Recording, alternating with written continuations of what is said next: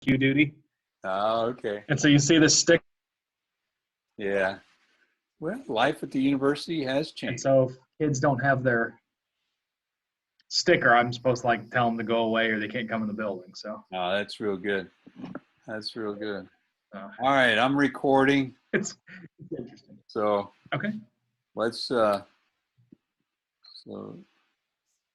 so you asked what's new and interesting. I'm working on the intersection of water capitalism, it's called, and racial capitalism. Because I think these two areas need to be brought together. So there's a book, a couple books by the same author. There's on water capitalism and a journal article or two. And they're pretty much saying the same thing, that, hey, a lot of these people just, they don't know how to manage the commons, the water commons. So let's take it away from them, give it to private industry. They'll price it all out, and then people will manage their water because they're going to have to pay for it, you know? So I'm going to argue that fits right in with racial capitalism, that it's another example of claiming that one race of people can better manage land, minerals, water than some other race of people. And race, by the way, is a social construct. There's no such thing as race. It's an invented idea. Yes, there's genes, and yes, there is skin color, et cetera, et cetera. But racialization is what we're talking about. You racialize one group of people to take all their stuff away from them and to put them in used to be a slave class. In India, it's a caste system. And then it was, if you have the blood quantum, well, you're a slave forever, you know, or you know, so they worked out this idea, they being white, mainly white supremacists, that, so if we look at racial capitalism, it's a group of books and articles and YouTubes. Just look for the term racial capitalism and you're going to find just the most amazing histories and propositions. Like one proposition is, you cannot have capitalism without racism. And let's talk about this for the business school. You're in a business school. You're sitting in a business school. I was sitting in a business school for 35 years and doing all their bidding. And what are we told about the history of business? That it starts with the Industrial Revolution, and oh yeah, there was something before that, but hey, it's all about these technologies, these entrepreneurs, and they're bringing new things to you. And isn't this progress, the Industrial Revolution? And it went through various phases. Went to Eli Whitney's cotton gin, and then there was Fordism and the factory, you know, Henry Ford and the factory. And then there was post-Fordism and then service economy. And isn't it all grand? Isn't it all wonderful? But what if it's a fake history?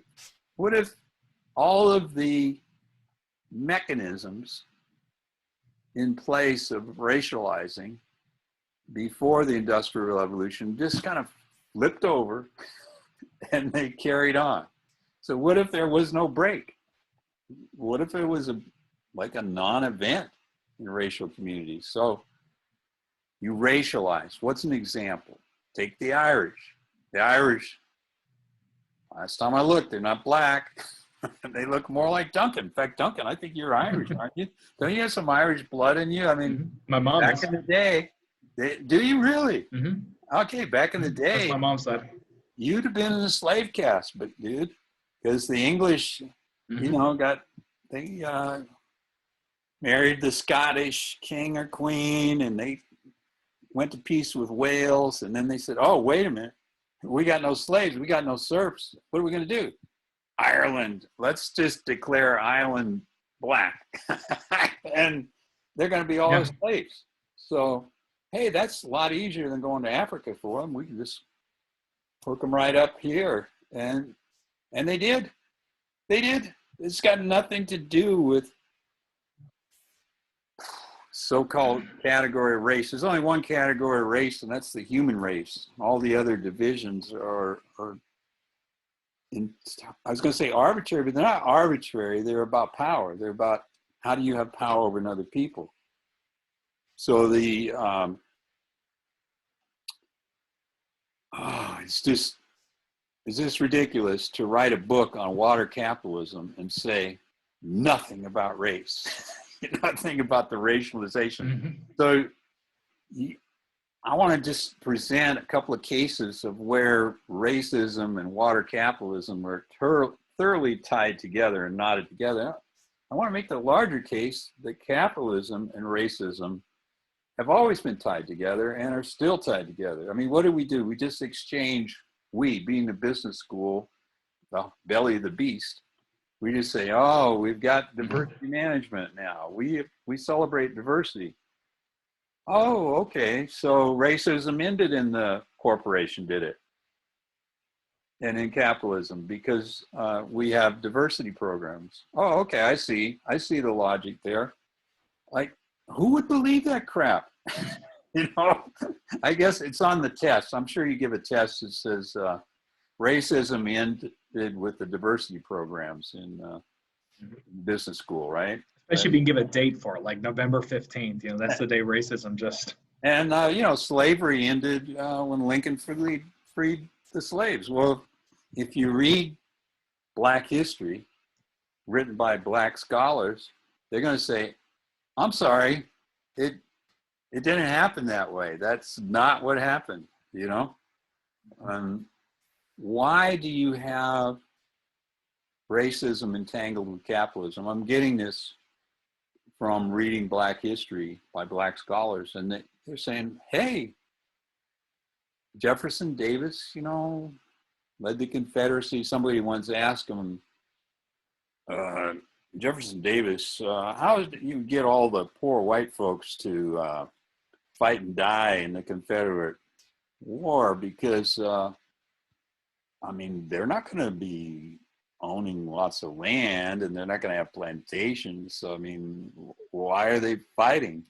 And he says, well, the poor white folks will look down upon somebody else and feel good about themselves. They'll have self-esteem by having the potential to one day be a plantation entrepreneur and have their own slaves. We know that can't happen, but it makes them feel good. So let's just go on and look at this bad boy. That is Karl Marx almost to the letter, what you said, David. Isn't it? That is terrifying. Tell me what you said the other day when you talked me into this career-killing move about talking about racism and capitalism. What did you say? Well, maybe you don't want to go on record. I don't want to destroy your career. No, I mean, Marx said something very similar to what you said, is that, you know, race is a social construction designed by the bourgeois to force the proletariat to fight amongst themselves. Yeah, divide and conquer. Divide and conquer. It's entirely socioeconomic. Here's a book, 2015, Water Capitalism. You won't find a race word in there anywhere. It won't talk about any kind of racial distinctions or any kind of negative outcomes. It's all about take the water away from people in the commons and you end the tragedy of the commons. The tragedy is we're letting those people try to manage their own water. Well, yeah, it's not really going good in the tragedy of the commons. We would all agree with that, but you've removed from your book the whole history of how people once managed water in the commons quite well. Like Native Americans, for example, did sorts of farming that didn't empty the rivers out. It didn't have the kind of destructive dams. They used wetland farming, and it was a way to walk gently on the earth. unlike now. Anyway, Brown and Bloch, the same thing. Free market capitalism is the answer. Privatizing, commodifying your oceans, rivers, lakes, and aquifers.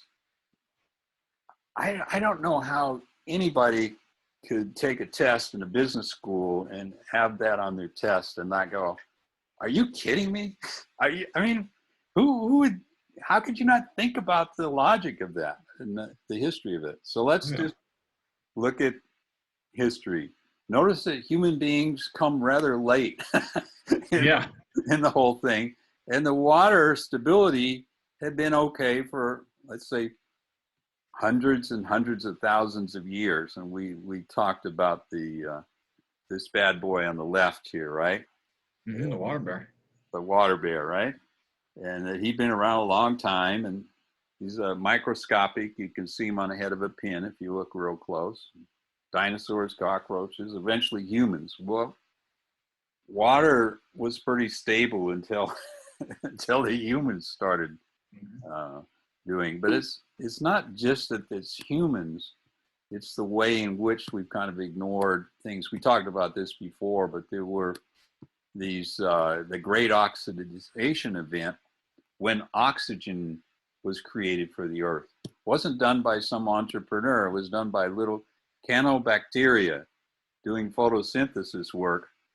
And it didn't happen overnight. It took like centuries, and then there was enough oxygen to sustain mammal life, you know? So what's racial capitalism? I've kind of put it together on one slide for you. And I wanted to give a shout out to these authors at the bottom here. Let's talk about the first one, Boje, I'm going to call him, and I'm sorry if I got that wrong. Rethinking Racial Capitalism, 2018, relatively recent book. Nancy Leon, Racial Capitalism, Harvard Law Review, goes through the whole history. I'm talking ins and outs and everything. The Flint, Michigan case that we've talked about before. You know, deciding we wouldn't use this one river because it's a little expensive when we go to this other river. and then well, it was definitely racial capitalism. And it's a good analysis, by the way, that you see. And another one on Flint, 2016. And Cedric Robinson has produced a lot of really good Black Studies students, Black history students, and I think really did some of the pioneering work on this racial capitalism. He has a new book, 2019 out, it's edited. So really, really good. So we've talked about fake storytelling. I don't think there's anything more fake than the idea that capitalism and racism are separate, you know. Mm-hmm. So global racial capitalism commodifies race, essentially, and gender. You find these things together, gender and race and poverty, and they're all linked together intersectionally. Racial capitalism, I wrote out a definition for you. I'm just going to read it off to you. Took some time constructing it. Socially constructed character narrative anchoring a systematic phenomenon in daily practices in which predominantly white institutions, media corporations, big box stores, government, universities, nonprofits, etc., derive socioeconomic value from fictitious narrative identities of non-whiteness that are socially constructed in material practices of fake storytelling, masking untold stories of the tragedy of the commons. And I'm talking about the real tragedy of the commons is capitalism, as you know, is this growth model, continued expansive growth model that says sustainable development is not only possible, but can happen through free market capitalism. And I do not believe in sustainable development anymore. I now think those two words should not be used in the same sentence. I think it's sustainable exploitation, sustainable suicide. Those would be words that would work. But the whole idea that you're going to have continued growth when you have a finite set of resources, we're calling them renewable, but how is it renewable when you're chopping down all the trees? That's not renewable, you know?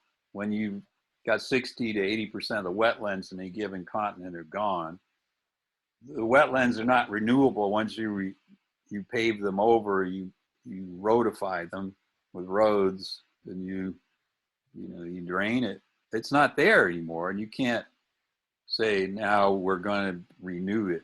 It's gone, you know? So the banks of the river, when you build up to the banks and the riparian wetlands are gone, and that means less water going into aquifers, rivers, etc. So we really got to challenge this whole idea of sustainable development.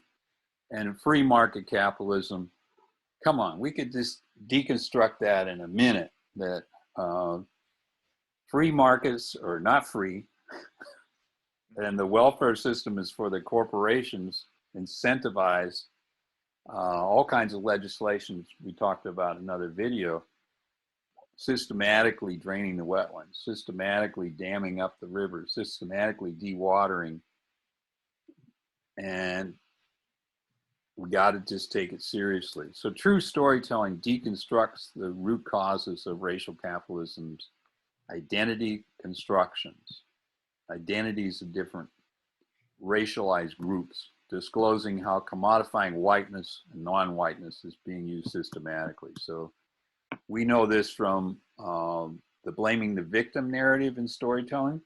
Like, you blame the victim, that takes the pressure over the perpetrator, so you're paying attention to the victim and not the root causes. Second, storytelling is very, very common, is called "There is no alternative." Letters Tina, right? Margaret Thatcher's favorite saying, "There is no alternative," adopted by Ronald Reagan. Now I'm in trouble with everybody that's voted that direction on the planet. However, the Tina narrative says there's no alternatives. There's no exploration of alternatives to all of this. It just keeps unfolding. That's a good way to shut down the discourse. So that's where we're at.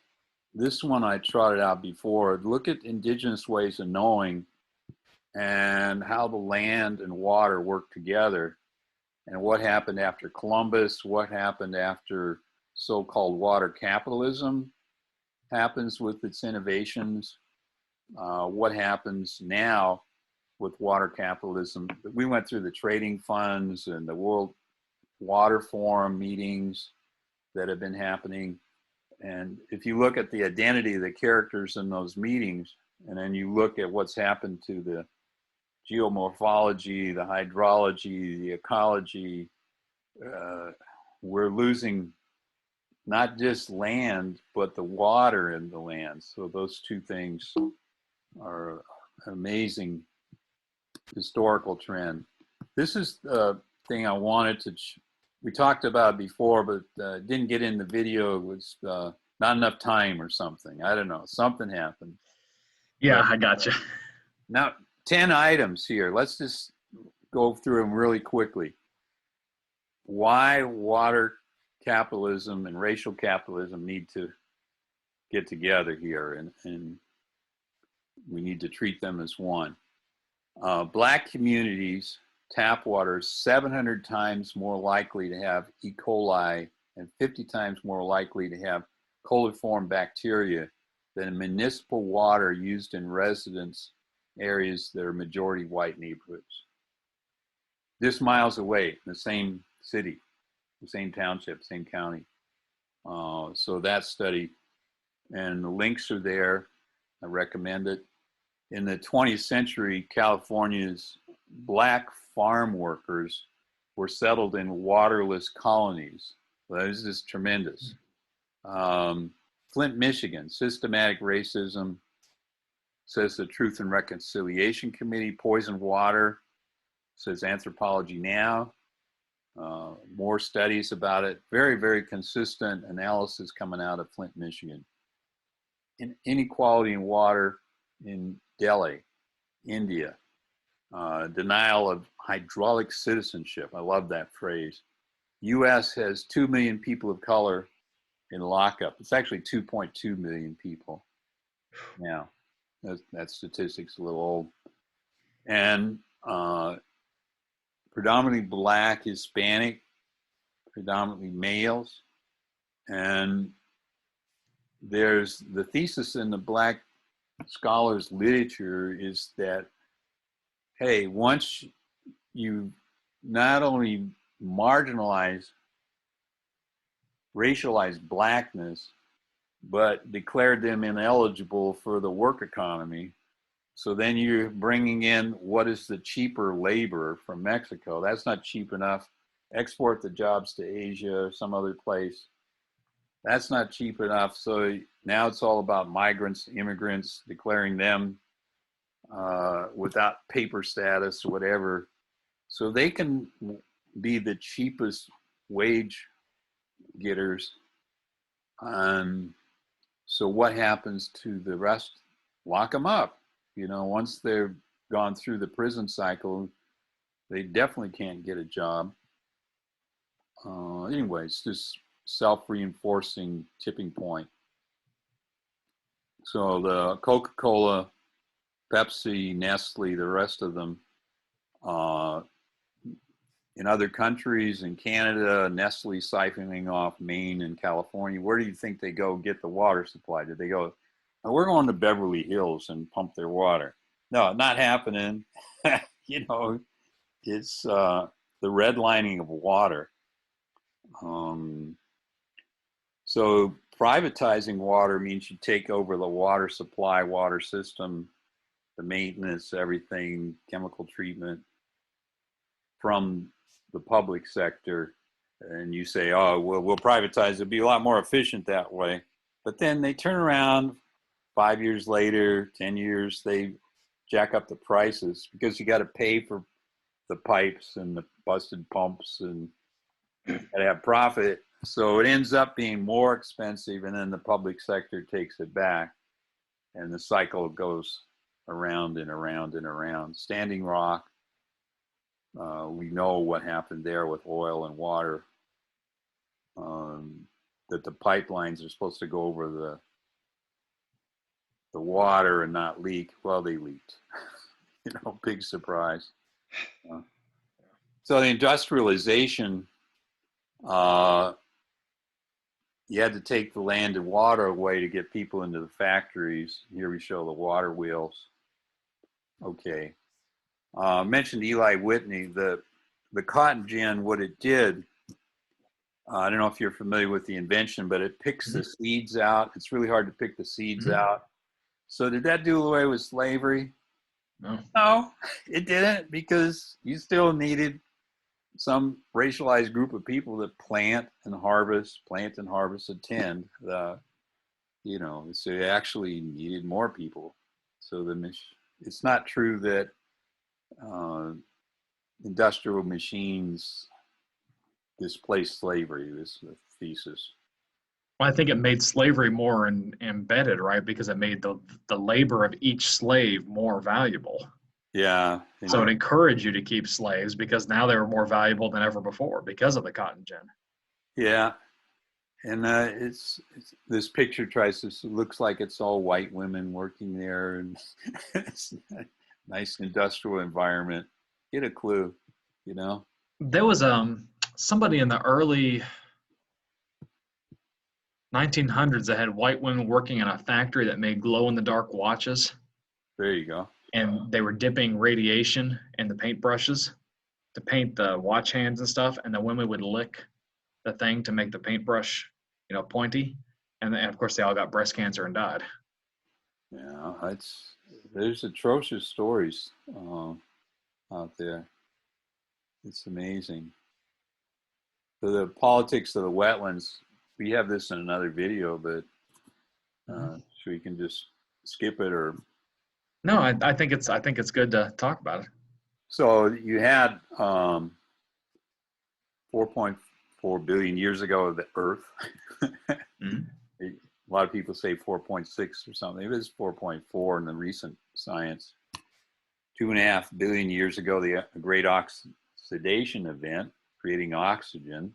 That was really good. And we showed that tardigrades are the water bears 600 million years ago. Humans about 200 million years ago. So we've had about 200 million years to screw it all up. And we talked about arroyo cutting and the destruction of the land. As you disrupt the wetlands, you really destroy the geomorphology, the hydrology, and the ecology. 1200 AD, there's another arroyo cutting event, cutting these deep channels in the earth. And 1330, 1880, in that range, there's another one. After that, you get Columbus. During that first wave, you get Columbus, or third wave, I guess. Nate. And I'm really glad they're talking about taking down the man's statue in El Paso. I just think he's the guy that cut the part of the foot off of Native Americans that defied him. No, that's at the El Paso airport. But there's a high school about a mile away from me that's Nate High School. Come on, get a break. Crazy.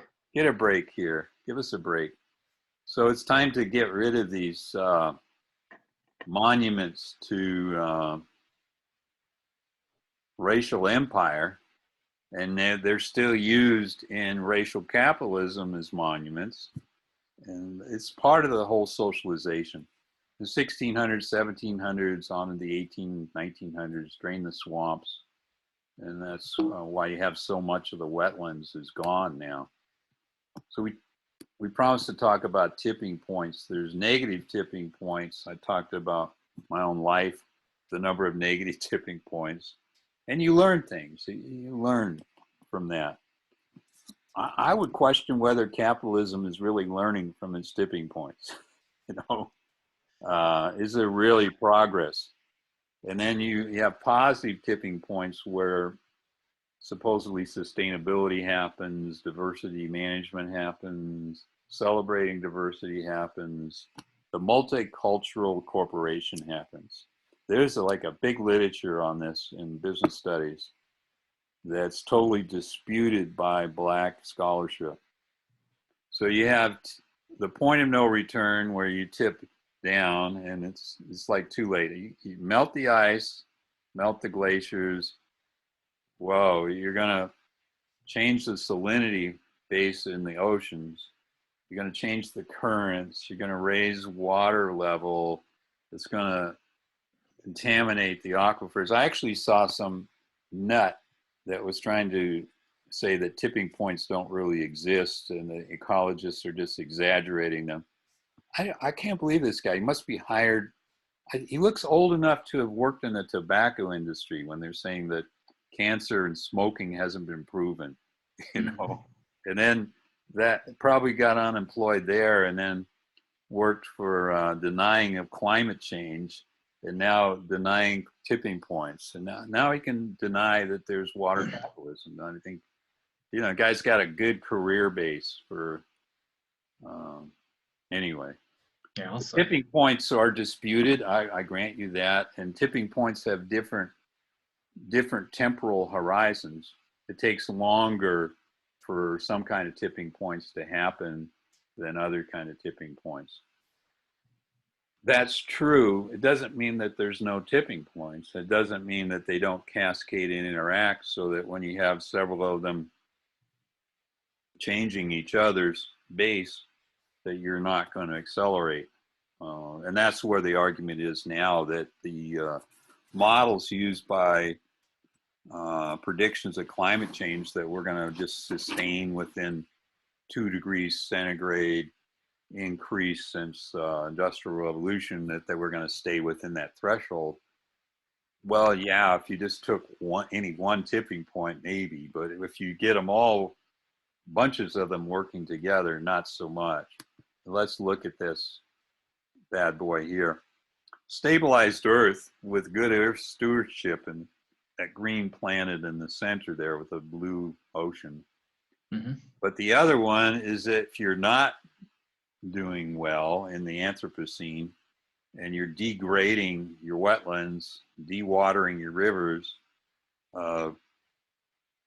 you are going to increase the temperature of the world, which increases the water temperatures, which disrupts a lot of things, because in the water cycle, when it gets too hot, you're retaining things in water vapor. Like I look up in the sky a lot of times in New Mexico, I see clouds up there and I go, oh, wow, maybe rain. No, no rain. This clouds, dude, this clouds. Well, when will it rain? Well, let's see. It rained late July and mid-August. So how about maybe a little December showers, you know, maybe some snow, and then we wait till August again. So, Mm-hmm. so in other words, the water vapor stays in the air and it's not having precipitations in the desert area where I live. So there's these tipping points, and it reminds me of Carl Weick's book. Remember the Social Psychology of Organizing book, the Mm-hmm. classic book? Well, he's got these kind of Venn diagrams, he calls them, where you have these self-reinforcing loops, positive loops, where you keep expanding, and you have put a negative sign in there, and you count the number of negative positives, and if it's an odd number, I think it decreases. If it's a positive, anyway, which is totally artificial because it depends on which variables you throw into the map, whether you're going to Mm-hmm. be increasing or decreasing. But the idea here is you have some loops occurring that are positive cycles. They keep getting, temperature grows and grows hotter and hotter and hotter and hotter.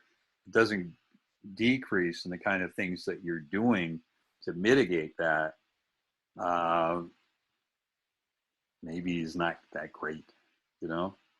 Mm-hmm. So here's another one I saw that I given you as an example, where you got runaway heating from the business as usual strategy in the left, and the current Kyoto strategy.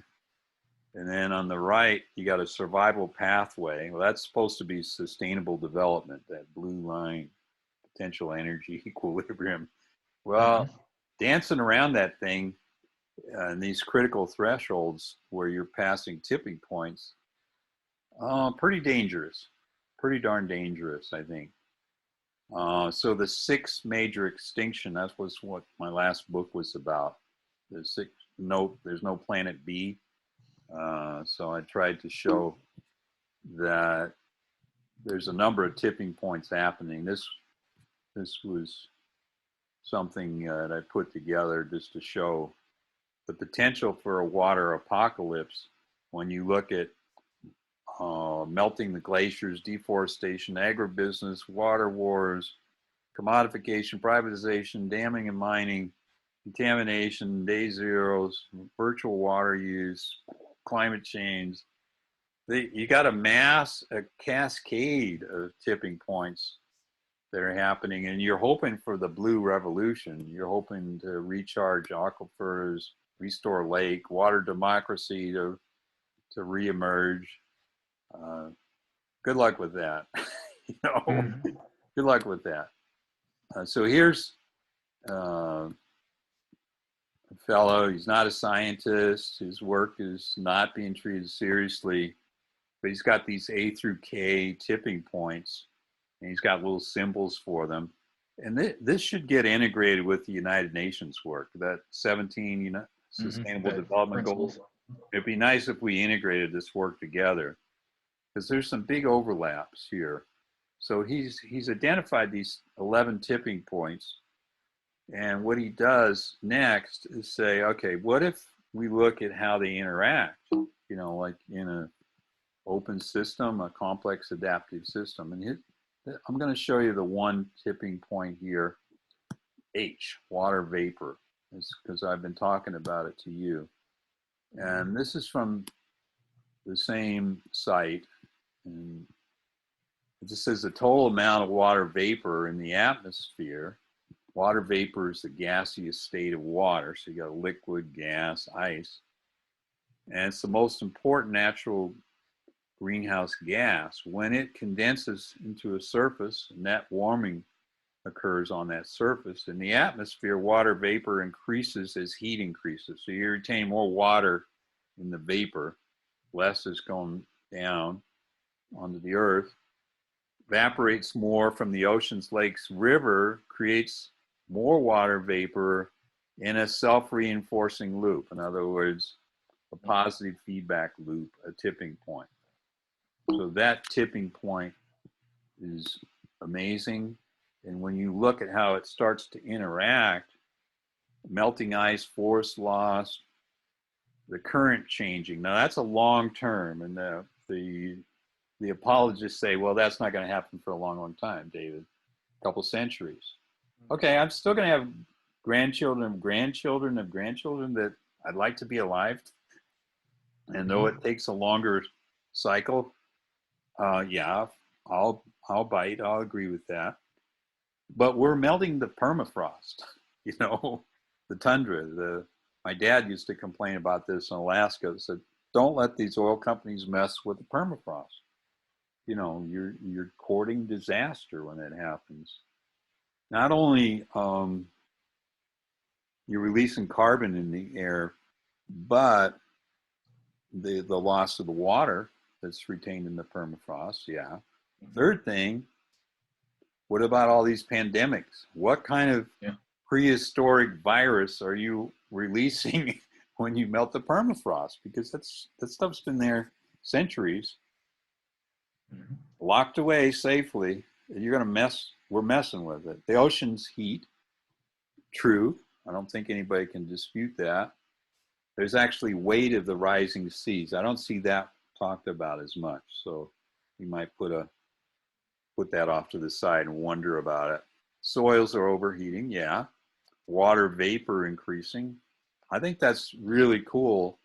Number H. I'm really excited about that for my new book.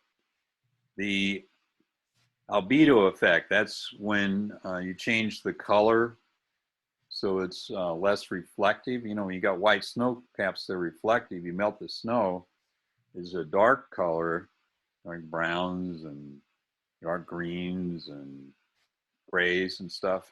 Well, it doesn't reflect the sun this well, heats up, you know. You got methane release from a lot of these interactions. And that's a problem because, you know, CO2 is a problem, but methane is a bigger problem. It doesn't last as long as CO2 in the atmosphere. Plankton dying. You know why that's important? Because it kind of makes 50 to 60% of the oxygen in the atmosphere. Try breathing without oxygen. Good luck with that. Kill the plankton. Everybody talks about the trees, you know, transforming the CO2 and everything. What about the plankton? You know, yeah, plastic in the ocean is a big deal. What about the plankton? You know, I'm starting to be concerned about this plankton stuff. You know, look at, they're saying that I and E. So E was the ocean heating, and albedo effect is the change in the reflective coloring. So having an effect on that plankton production. So I'm thinking this is something we really need to look at, the interaction effects. Aren't we trained in the business school? Always look at your interaction effects. I don't know, mediating variables, those kind of things. Weren't we taught that? I don't know.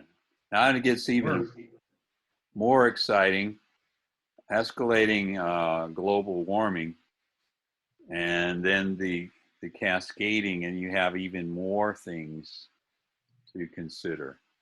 So just Wow. meditate on a little bit.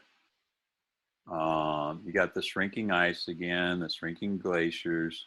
You got the flooding we hear about, the tundra, permafrost, animal attacks, poaching animals, and the attacks from animals as you mess with their habitat, tsunamis, volcanic, toxic air pollution. I lived in LA. I don't know about you, but I had to take special pills for mercury poisoning when I'm driving on that freeway an hour or 2 hours a day, trying to get home. Oh, I didn't know that. There. Yeah, and so getting mercury poisoning. Increased heat, droughts, less food, water costing more, desertification, fire and wildfires. Of what's happening in California, what's happening in Australia, what's happening in Brazil. There's these interaction effects that happen when we're messing with the climate. Loss of biodiversity is a huge thing. Jet stream disruption, there's a new one. Mass climate migrations. That, why we got all these migrant workers who can't grow food and have water in their own place because that's been imperially taken away. Now they become the labor class in some other place. So it's interesting. And the pandemic is in the middle of all this. So are we going to have no more pandemic? Like the pandemic, we'll get the cure and we'll all be good, get vaccinated. A lot of people don't believe that. That this pandemic is ebbing. Nah, there's a second wave coming, we hear, and then that'll be it. That'll be it. It'll be over. Back to industrial progress again. I don't think so. I'm just suspicious. We've looked at this before. It's from work I've done with Kenneth Moberg Jorgensen, Denmark, but just looking at the tipping points of water, 3 of them. But what I like is how instead of just looking at renewable water collapse, non-renewable water collapse, ecological water collapse, look at what's happened to all of the water here. How many of these involve water? Oh, trees don't involve water. Oh, well, yes, they do. Try to grow a tree without water. You know what I mean? Yeah. So the oceans, the soil, plankton, permafrost. Wait a minute, I think they all involve water. Oh my gosh. Methane. There isn't one that doesn't. Maybe the methane release, you could say, well, it's not methane. I mean, I think pretty much all of them, don't you? So. Well, I think isn't methane also dissolved in certain bodies of water too? Yeah, I think so. We had the wrong majors in college, Yeah. So this is the book I did, Storytelling in the Global Age. World Scientific put it out 2019, I believe. And the subtitle there is No Planet B. I wanted to make No Planet B the title. But anyway, they know what they're doing, I'm sure. And these two books, False Alarm, How Climate Change Panic Costs Us Trillions of Dollars, Hurts the Poor, and Fails to Fix the Planet. I don't know. And then there's the other one, Apocalypse Never. So my book is Apocalypse Now.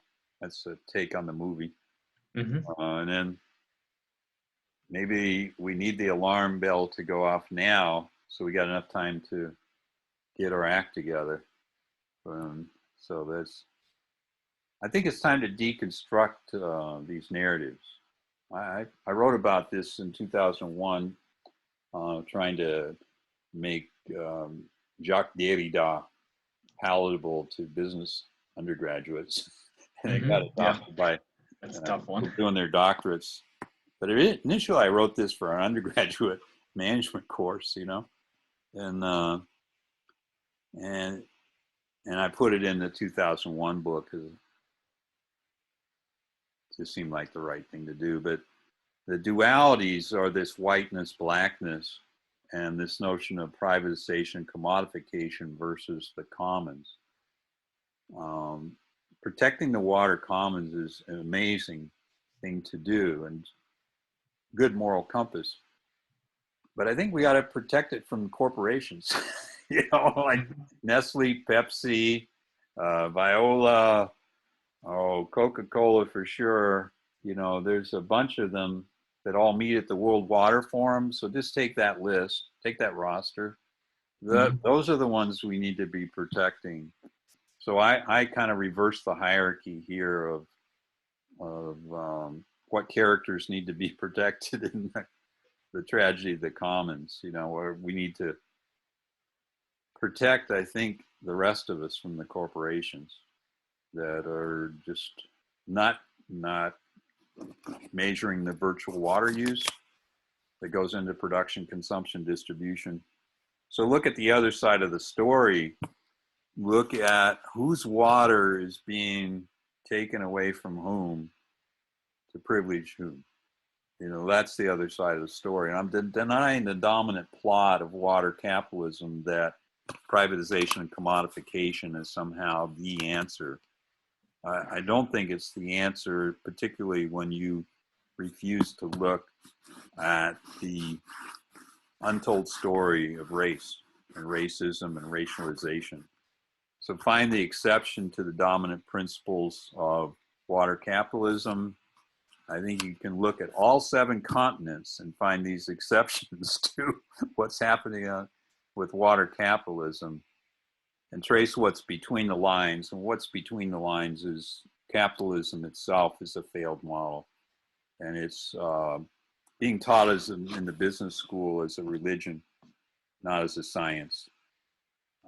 So a resituation would be to spend some time in the business school looking at some Black scholars' writings that I pointed out before. So I think we can start to deconstruct the notion of the false alarm book. Who is jacking up the trillions it costs here, and who's not? And that blaming it that it hurts the poor is a kind of a weak argument, when we don't look at how it privileges the rich.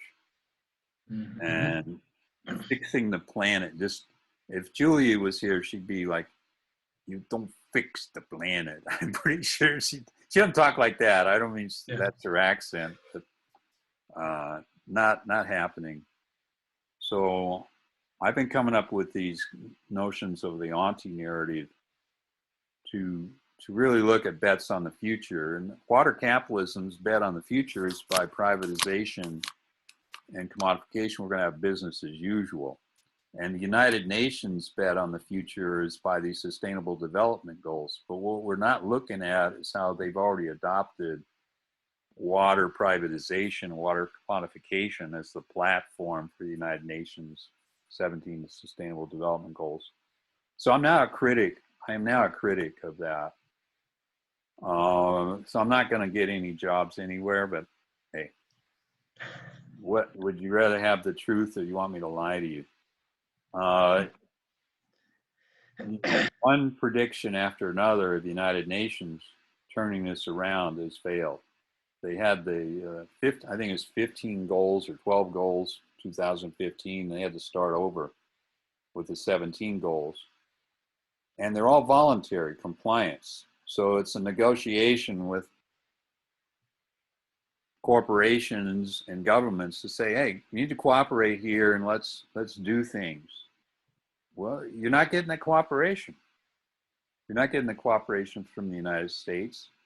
You're not getting enough from European Union or the UK that's dropping out of it. Brazil is not cooperating. Australia is not cooperating. So you're taking, you could say, is China cooperating? Well, not so much. Last I heard, they're increasing the coal thing, going to reverse the direction that 2 main rivers flow. That seems like geoengineering to me. So the bets on the future are business as usual can happen And the Green New Deal, we've heard a lot about it, but are we really going to get the Green New Deal? And are we going to get it in time? And is it going to be distorted? Socially responsible capitalism, something that Henri Saval writes about, and I wrote the preface for that book, and it came out, and it says that you got to deal with the hidden cost of these capitalist models and engage in democracy and do something socially responsible. So you got to change the moral compass of the entity itself, of the business, corporation, and government, et cetera, the political economy, to be socially and ecologically responsible. I argued with them to make it a title of socially and ecologically responsible. They didn't want to make that change too soon, and I think they will. So I'm just worried that these bets on the future are not good bets. That we're making bets when we should be making a bet on the climate emergency and taking it a lot more serious. Beneath, we got the title narratives of racial capitalism that are there and water capitalism. And we got to really challenge those assumptions and notions. Looking at a deep history would be good. Looking beyond at other kinds of practices, looking between would be good. Looking at the kind of infrastructure we got to have to support lowering,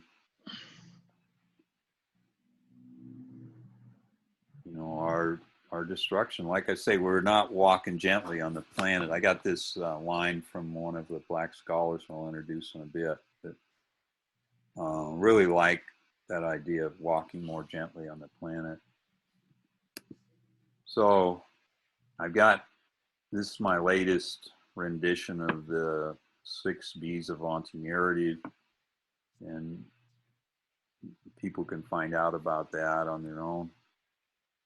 Indigenous ways of knowing and Western ways of knowing need to come together, and not in a negotiation, but in a real respect for Indigenous scholarship and Black scholarship as well. So we can start to change forms of capitalism that need to change. Hannah Art asks, how do you pursue a good life for oneself as oneself in the context of a broader world that is structured by inequality, exploitations, and forms of effacement? Look at the Black experience, look at the migrant experience, look at Irish experience, I don't know, every ethnic group that came to America. And then can you tell me about those, the Solvang? Yeah, I'd heard that the reason that Solvang was there was because back in the day, and evidently this is not unique to this city, it was a widespread practice, that Scandinavian immigrants were segregated. So banks would only give loans to certain ethnic groups for mortgages in certain areas. So it was a way to segregate. Yeah. That's what we're not looking at. That whole financial sector, the banking sector, and we say, oh, we've done away with redlining. Not so much. I mean, they're redlining the loans, they're redlining everything else in their racialized practices.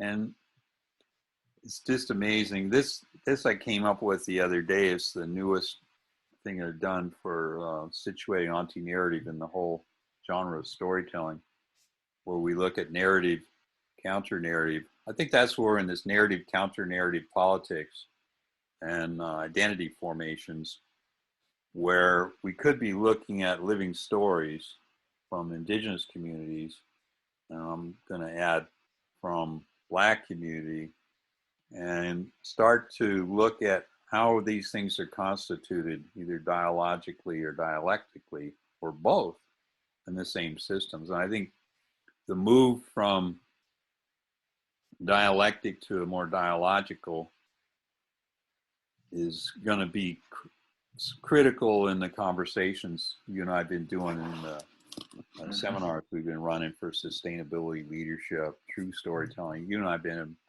involved in a lot of that. And you've seen this before. Remember we were in Germany and somebody did a rendition and I said, wow, let me play with it and chart out Horizon 1, climate denial, and water capitalism's denial of its racism. And then let's look at the green ones, the Gaia multi-species revolution. And, you know, and look at Duncan's area, you know, how entrepreneurship and innovations happen that are disruptive to one or both of these. You know, fracking is disruptive to the green Gaia multi-species storytelling world. Talk about creative destruction, right? Yeah, quite a distraction. Yeah. So I think we can start to look at the interaction effect of the tipping things and start to look at these futures that are being prepared for us and are now arriving, not one future, but they're kind of tangled up together. That's what I wanted to show you here. So Grace Ann and I have a new book coming out in about a month. So it's all done, all wrapped up, and their printing presses are rolling, and it's about how to have conversational storytelling as a methodology. And that's, I want to just pause here and just, let's see, somewhere here we stop, and then I should be able to pause and record. So you're on record. So you were saying you were thinking about sustainable development. Yeah, and you were saying that's, you know, it's not an appropriate term. I'm wondering if there's some sort of a metaphor that you could use that would be like almost like drug use or something. You know, when they talk about people that are addicts and they have it under control, like being a functional alcoholic or a functional drug addict. Yeah. I guess it's sustainable in some way, but it's really not sustainable. You know what I mean? Yeah, I hear you. I'm wondering if there's some sort of a metaphor that you could use from that to describe sustainable development. Yeah. But I don't. Yeah, addicted to exploitation of the environment and other people. How about that? Addicted. So these are some work by Black scholars. Go back to Du Bois' The Souls of Black Folk book, who talks a lot about the racialization in capitalism and whether slavery ended at all, and all, you know, really good work on the histories. Between the World and Me is another good one. African American Management History. Put that in your classes, Duncan. See how long you last. Yeah, I know. Good luck. No, you're in a good place, and I think they would appreciate it, actually. Here's 3 books I'll recommend. Rethinking Racial Capitalism, Histories of Racial Capitalism, and Cedric's thing on racial capitalism. And this is really good. We're starting to just see the racial capitalism history in not just in the US, not just in the UK, not just in Cape Town, but all around the world.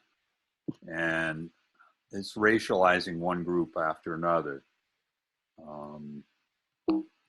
This is some more really good books, not specifically on racial capitalism, but just getting a sense of what's happening in Black America, the biases, the investment trends, white fragility.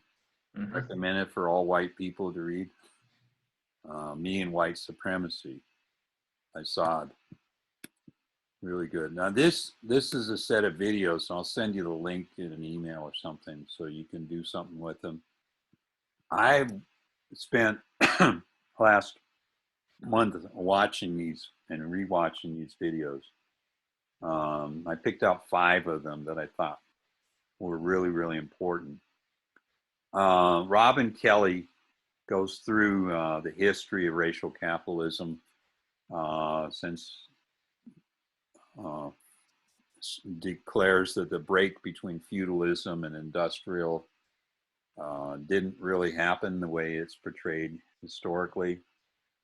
Declare saying when Civil War ended and so-called slaves were freed, yeah, for a little while, but then the backlash with Jim Crow happened, and then a whole other set of things happened, so it didn't just stop. And things like black soldiers coming out of World War II didn't get veterans benefits. I mean, what the hell is that about, you know? And same with Ruth Gilmore and Boots Riley, Barbara Ransby, you know, just deep histories about all the untold stories, the stuff that's left out of our business textbooks, you know, and our business history. So it's real important, I think, to get in touch with this. And it doesn't take that long. You know, these are discussions. They're deep philosophical discussions and historical discussions. So it's not a 5-minute video or something like that. These are half hour. I think the last one's over 2 hours. I wanted to talk to you about this last one because I thought you might really enjoy Fred Moten. He's the one that talks about stepping lightly on the planet. And I really like his philosophical treatment.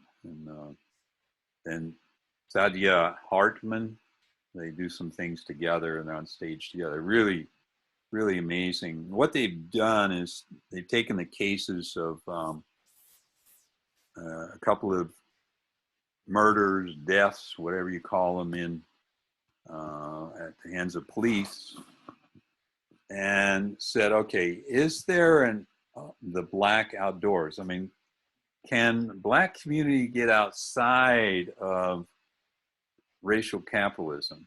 Is that possible when the instruments of racial capitalism include the media, the police, the government, the education system? So they're ticking them off and they're going, okay, can I really get out? And they get the notion of the outdoors. You might appreciate that from Michel Foucault. He's got an essay on the outside. You can find it just with a simple Google search. And what Foucault is arguing, do we even have a language to talk about outside this? Do we even have the symbols and wherewithal to have a discourse outside? And what happens to black community when they try to be outside this whiteness culture, you know? This things like in, I believe it was Philadelphia, I think it was 1704 or something like that, had a rule that blacks weren't allowed to gather and have jovialness or something on a Sunday in more than groups of 2. 3. Oh no. You know, and there was another one later on, you know, a lot of people talk about, you know, sitting on the back of the bus, but there was another law passed that you couldn't have joy and fun in the bus, you know. It's a black community, you know, it was really irritating to the whites in the bus. So there's this kind of restriction of joy and, you know, dancing and conviviality, kind of celebrations and stuff. And I'm just wondering if that is something to really start to look at. I mean, if you're driving down the street and you're a person of color, can you really step outside of that? Can you really be outside of the police state, you know? Mm-hmm. You know, if your school systems has this worship of whiteness in it, can you really get outside of it? You know, where do you get outside of it? You know, I mean, what does that even mean? Um, I'm looking at this in ecology, because so I'm thinking, um, you know, I make my daily trips to the pond and I do my drumming and all that. Okay, so what's going on at the pond? I'm going to send you a video, of course. And I don't think there's nature outside of the capitalist model anymore. I don't think there's a Gaia outside of racial capitalism. I'm not sure that there's you know, the reason I'm into shamanic is I got to go to some other world to find it. Because if I step outside here, another urban development is happening, another road development, another sector of land is given over to suburbia, and one sector less of the wetlands. So today, I'm the last couple of days, really, I've been noticing that the pond level is evaporated to the point where there's no more the fairy shrimp. They're gone. You know, I think that either the heron came. There was actually a heron. You know, they belong in Florida. I don't know what they're doing here. I think the climate is just weird. But there was a heron there, a big old bird with flapping wings, and he might have eaten it, eaten all the fairy shrimp. But another alternative is as the water shrink, you got nothing but carnivore uh, spadefoot toads being hatched, and because the parents say, hey, we're not going to give over your omnivores, there's too little water, we need some real survivors out there, some real tough serrated jaw to eat whatever's there. So they might have eaten them, but I think I'm going to give it my idea is that the fairy shrimp are pretty intelligent species, and they know better than to hatch at this late season, and they know they've got about a 6-week window, and about 5 weeks are gone, and there's a week left. So hey, let's not make that bet on the future, okay? Let's not make that bet. So just carnivores are left, and they're cute little things, cute little buggers. So I'm sending you films of me playing with little carnivores, and they're about 1 inch, 2 inches. A lot of them are still walking around on land with a little tail, which is kind of cute. A couple of them have lost their tail, and they'll get bigger. And they're going to dig down the ground, wait for the range to go again. So what's happening with capitalism? Well, you're selling all these recreational vehicles to everybody. And I checked the law today, and the state land office says it's illegal to go off-road with these vehicles and mess up the trails and the wild. You can only stay on the road with these vehicles that are motorized. Going, hey, good law. I checked the Bureau of Land Management. They said, hey, go off-road with whatever you want. Trails are wide open, dude. Just bring those motorized vehicles, your pickup trucks. Oh, no. Come to me. I'm going, how is nature going to survive that attack? It's like all-out war of these mud-skipping vehicles. So what I see happen in the pond is as the water drains, macho off-road vehicle drivers are jumping the brim of the pond and landing in the mud, and then getting their vehicle all mud so they can then go to the car wash and wash it all off and look all nice and clean again. And so they're doing the puddle jumping. So they've driven across the cross I laid out there in the Heartstone.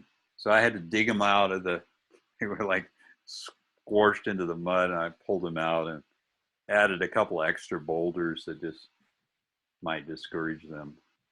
But it's true, the BLM says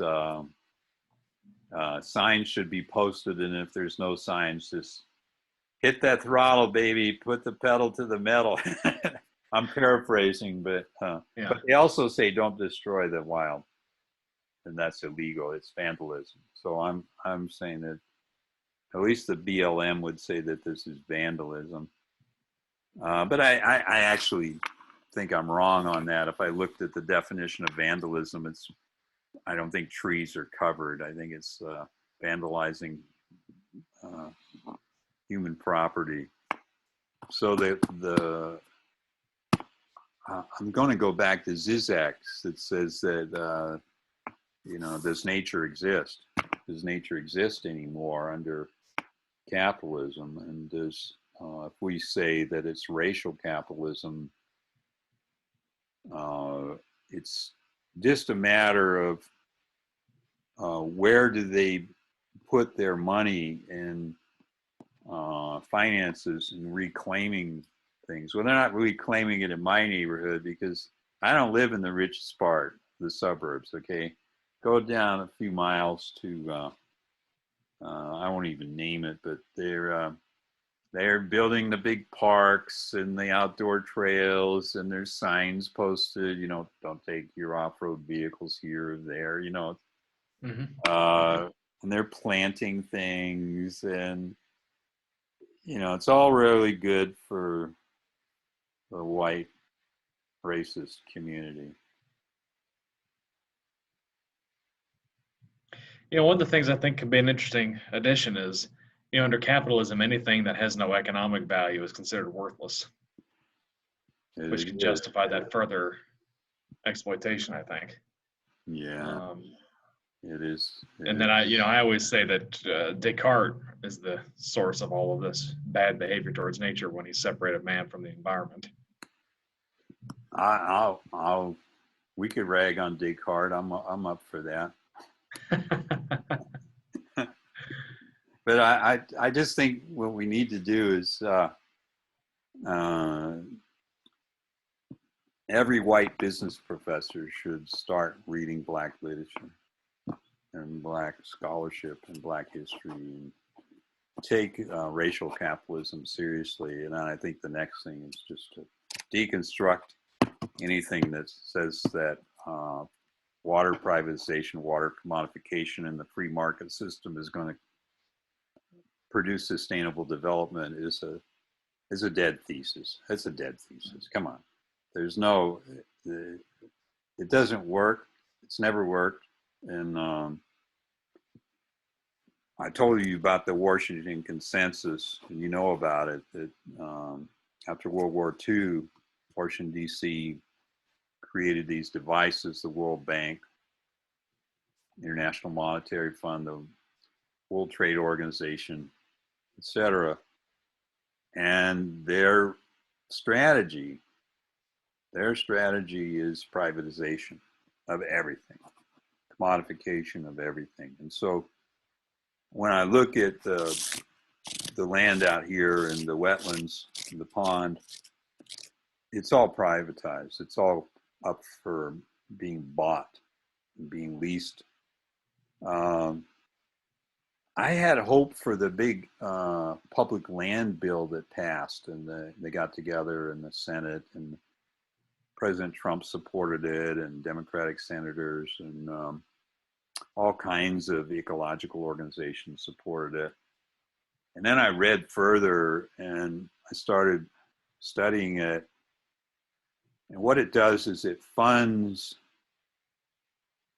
some reclamation of some land, including up here in the Oregon mountains. They're supposed to protect some land, but I just was up there, and they've torn down the gates that used to keep the cattle out. The gates are now running up and down the Oregon mountain, the Baylor Canyon, and they're all over that mountain. And some guy is paying $1.35 a head to graze his or her cattle on this supposedly protected land. So I don't see where this sort of capitalism has done anything ecologically valuable. Now, if you trace where does the money come from, which is always a good question in deconstruction, it comes from fracking. It comes from mining. It comes from gas and oil. So gas, oil, coal, and fracking are financing the bill in exchange for having rights to go in and pillage the land, the minerals, the water, and every other thing that's of value. So there's no way that that's a sustainable development policy. There's no way that that's going to be anything but a place for white folks to go and do trails, you know? So that's why I'm saying it's racial capitalism at its finest. And some of the causes that send me letters, I don't even mention their names. They send me all these, won't you donate this? Won't you support us in this as we take care of this environmental cause and the next one and the next one. These are the same people taking money from fracking and gas and oil. You know, so it's a corrupt system. Anyway, so that's, I guess I'm not going to apply for a job in the business school in the future, so I'm pretty sure I'm not going to be hired. But I'm sort of happy retired because now that I'm out of the belly of the beast, it's a lot easier to speak truth to power, and it's a lot easier to deconstruct what's going on because, you know, they're not really paying me. I am getting paid a little bit from the Alberg Business School. And but I figure by the time they see the videos, that maybe they won't care. So, and maybe I won't want their money anymore. So, anyway, I don't need it. That's an interesting story that you might get a kick out of. You know, during the days of the Third Reich, they had invaded Poland and Belarus looking for this. It's called Bialy something. I can't think of it. It's a primeval forest, though. It's one of Europe's last primeval forests. And they had invaded those areas with the hope that after the war, it could be turned into a place where, you know, the masters of the Germanic race could go to their roots and hunt animals just like their ancestors did. And they bred hogs and bears. They reverse bred the auroch and introduced them all into this forest.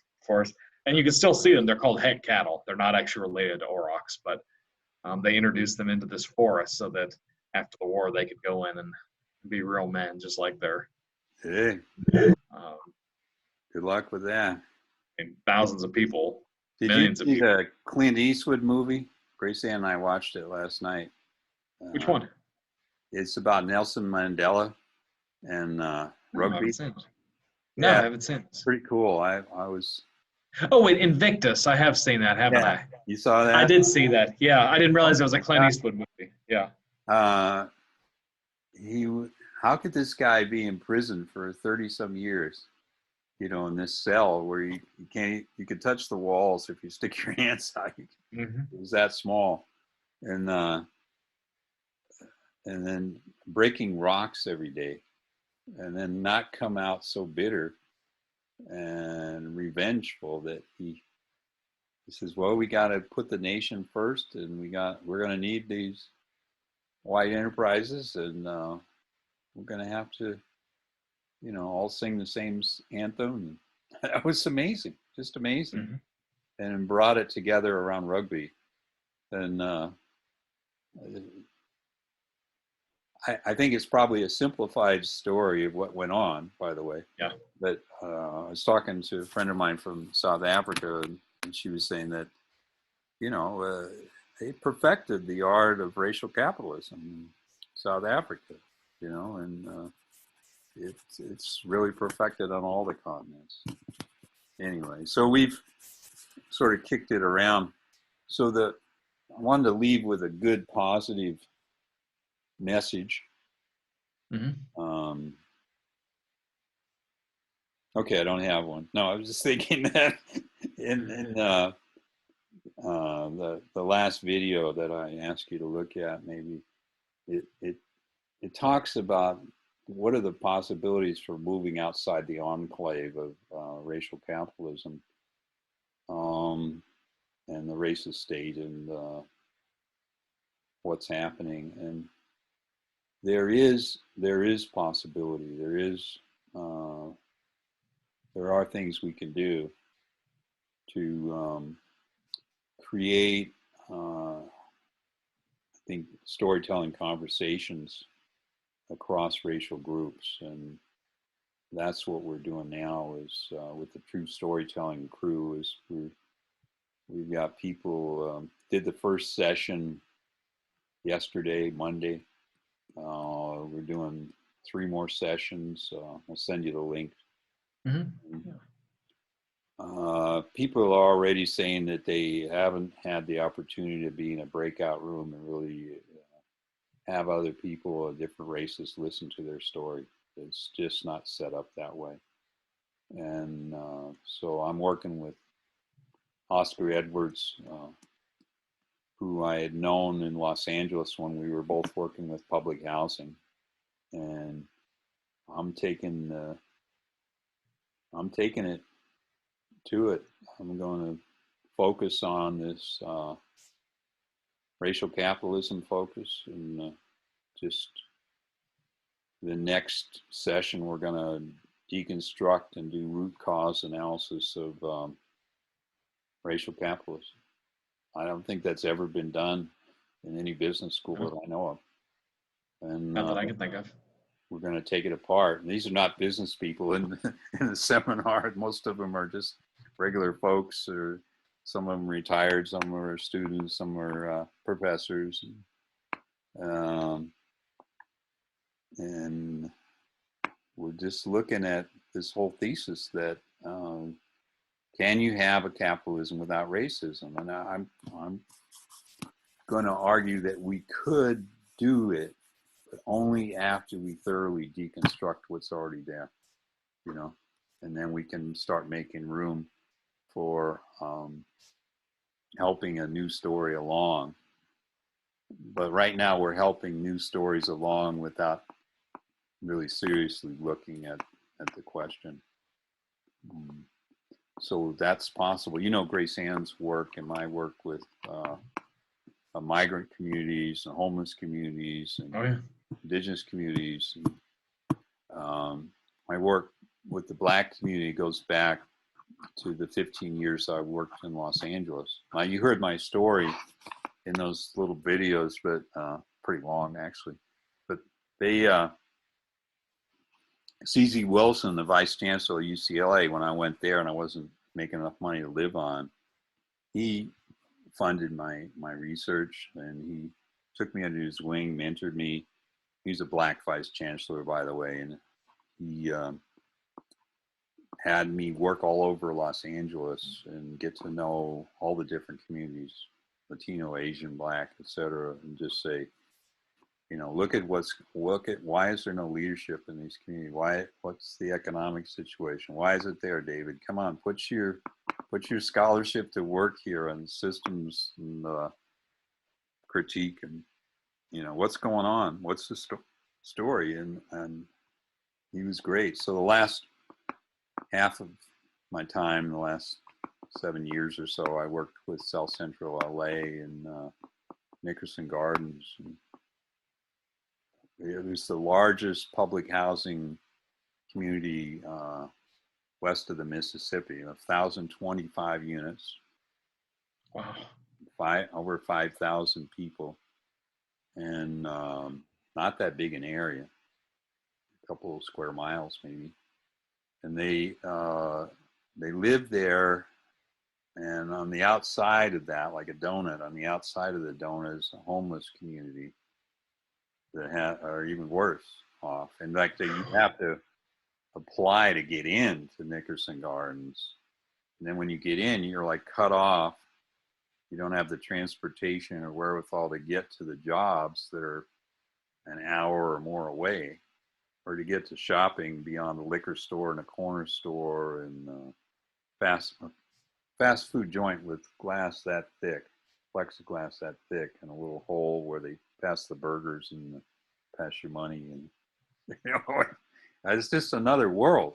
It's a whole other world there. But the women in that community, many of them raise sons and daughters that go get their university education. They survive. But then I'm going to pause for a minute and bring up a Zoom recording. Okay, I'm getting good at this Zoom stuff here. Yeah. Okay, you see that picture on the lower right? Mm-hmm. That's the name of all the dead children in Nickerson Garden over the years. I often would walk by there and see like Viola McLean. What happened to her? What happened to Dennis Ray Jackson? You know? How did they die? Hundreds So you don't even... Hundreds of names on the outside of the community building there. And I'm standing there on the left with one of the heads of the resident management council. On the top left, that's me with a baseball cap. And I'm working with two other black consultants. I'm not paid, by the way, so it's not about the money. I just would volunteer 3 or 4 days a week. I barely taught at this university where I was teacher of the year. But I mean, but I loved it. I was having the students do tutoring programs, and they were doing economic development.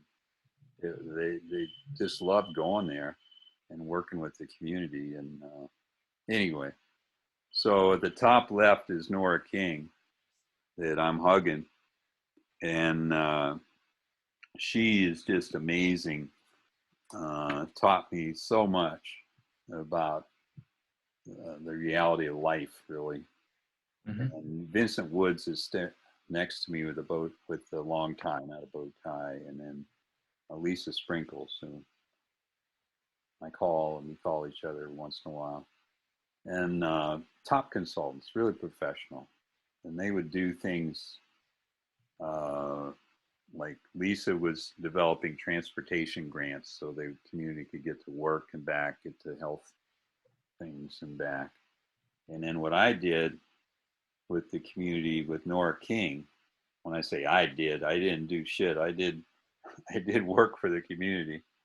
And the Nora's always doing that. She's always said, David, you're running too far out in front again. You got to get back here and you work for us. You know, we don't want you just to go barreling ahead. And I said, okay. She said, what are you doing now? She says, well, I got this idea that we could get jobs for the residents in the bureaucracy of public housing. She says, okay, yeah, I see. How are you going to do that? Well, I'm negotiating with the lawyer for the city, and he's saying it can't be done. It's going to cost too much and all that. So what I want to do is go back there with you and say, we'll do it for free. We'll train everybody for free in job development. It's not going to cost you a dime. And I'll have some professors from some universities help. And we'll have some residents that know some things about anger management, about interviewing for a job, showing up on time, teach some basic skills. We'll do all that for free. And all you got to do is let residents apply for these jobs as secretaries and maintenance and other things, clerical. And she said, okay, we'll do it, Dave, we'll do it. But keep me plugged into what you're doing, will you? Mm-hmm. So we negotiated with this lawyer for the city.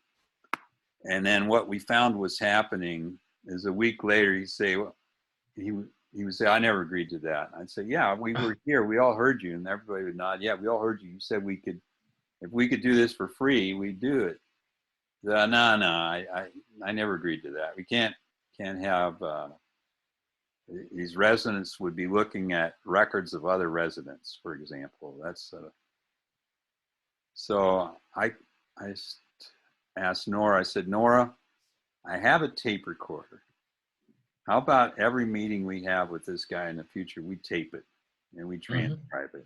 And so that's what we did. We taped and transcribed it. And the other thing, he had a really big ego for a white guy. And I said, okay, let's trip his ego.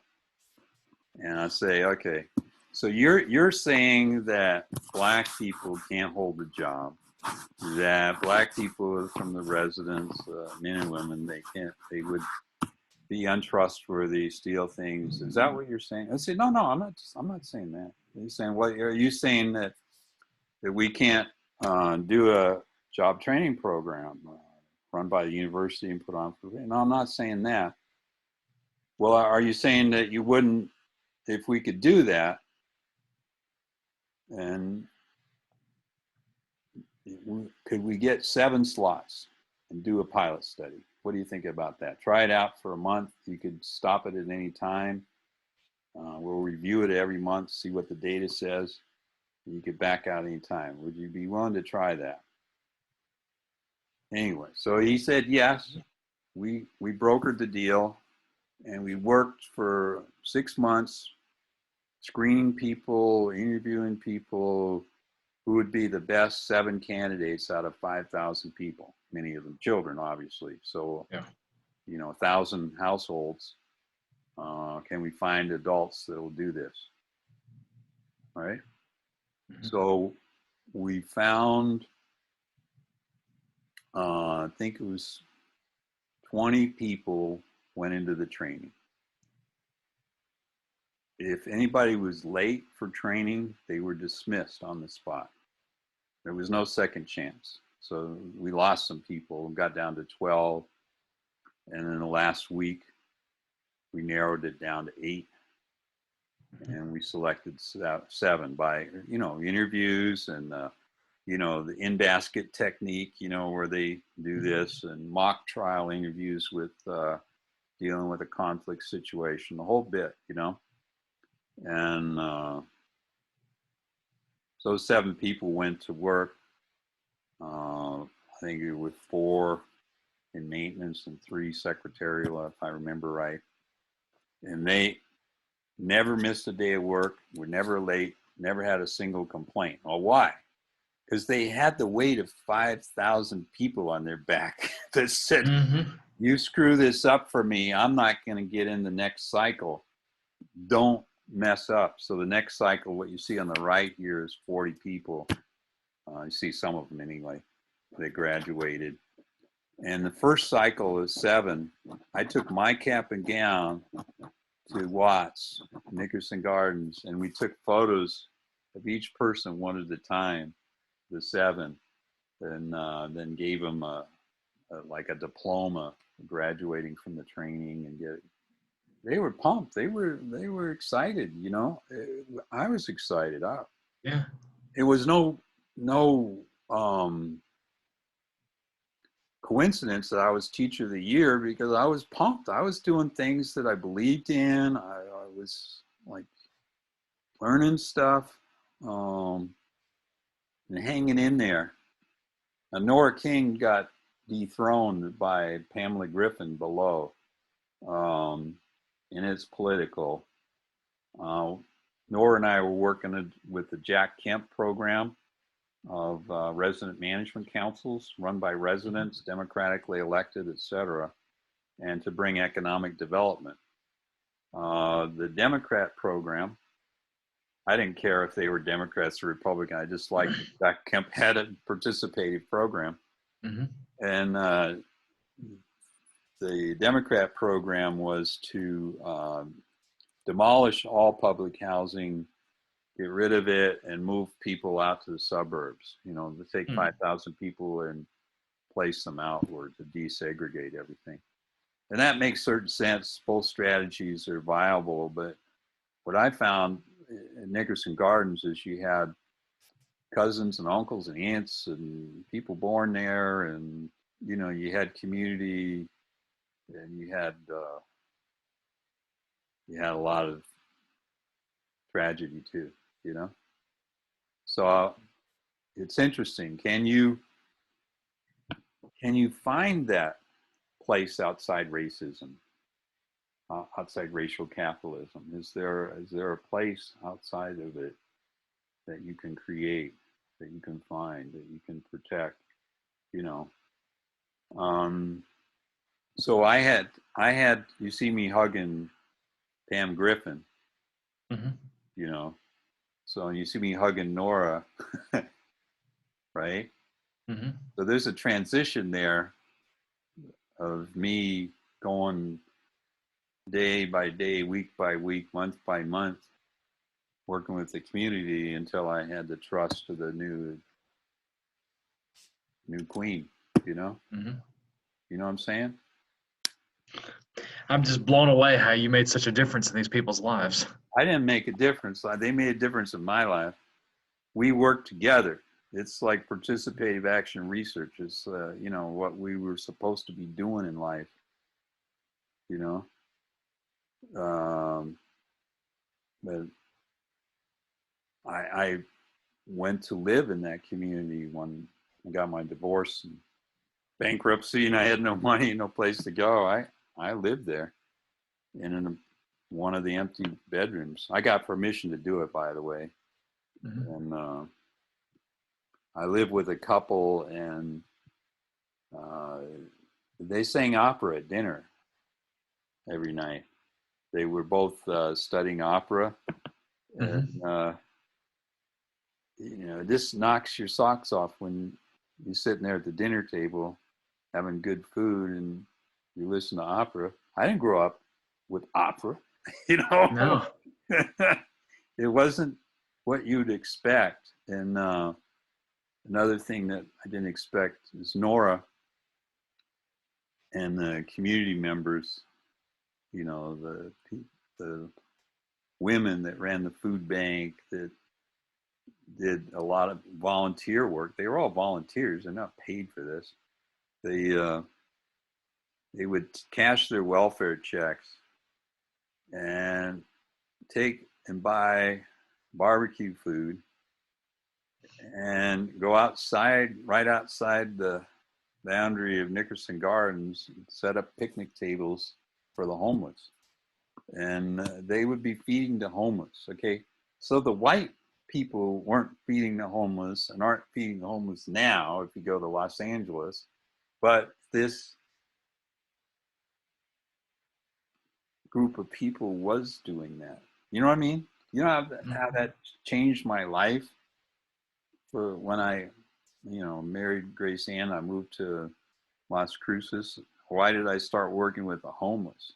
Because it was a lesson taught to me in Nickerson Gardens, you know, that Mm-hmm. I didn't buy into the fact, I didn't buy into this mythology that the white people were taking care of the homeless. I didn't buy that. So I didn't do anything. I didn't do anything but learn some lessons, you know, learn some important lessons, you know.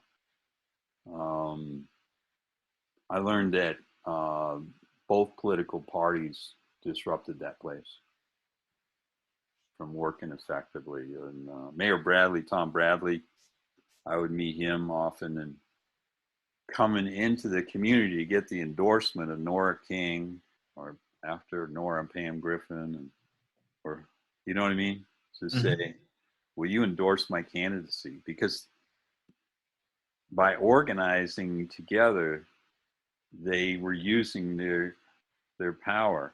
You know, they were self-empowering, right, by Mm-hmm. by their own economic development and by the programs they created in tutoring and food banks. I'll just stop here. Just Nora King came to me one day and she says, "David, I want you to write a grant for Peace Corps to come here." I said, "What are you going to do? You're going to have them be teachers here when they get out of the Peace Corps." That's what they do. I said, "No, I want them to do economic development." I said, "Oh, okay. Well, I don't think that's ever happened before." I started looking into this. I came back. Mm-hmm. Nobody's ever written a grant to the Peace Corps for economic development. The second, Peace Corps don't fund community grants from the community. They fund grants from cities and school systems and bureaucrats. They don't fund like local programs that I've ever seen. He said, "Well, I want this to be from the community. I want you to involve us every step of the way of the writing of it. And I want them to come and live in the community like you did. And I want them to actually work with the people, not over the people, and do some economic development, because there's land here and we can cultivate it, we could grow things, we could be selling things, we can turn a lot of these lots into good little businesses. There's a lot of underground businesses now. We could develop that entrepreneurship here. And that was her dream. I said, okay, we'll do it. So we did it, and it got funded. And then the plan was, instead of them going into the teaching program at teaching college, they go into the MBA program at Loyola Marymount University, and they would do their work in the Nickerson Gardens and Jordan Downs, etc. Mainly Nickerson Gardens. And so they did it. We did it. And we started reviewing applications and inviting the Peace Corps candidates to apply. And a lot of them would like an MBA instead of a teaching certificate, it turned out. So what do you think the city did? What do you think the mayor and the head of the housing authority and the head of all They shut it down, didn't they? No. Oh, they didn't. No.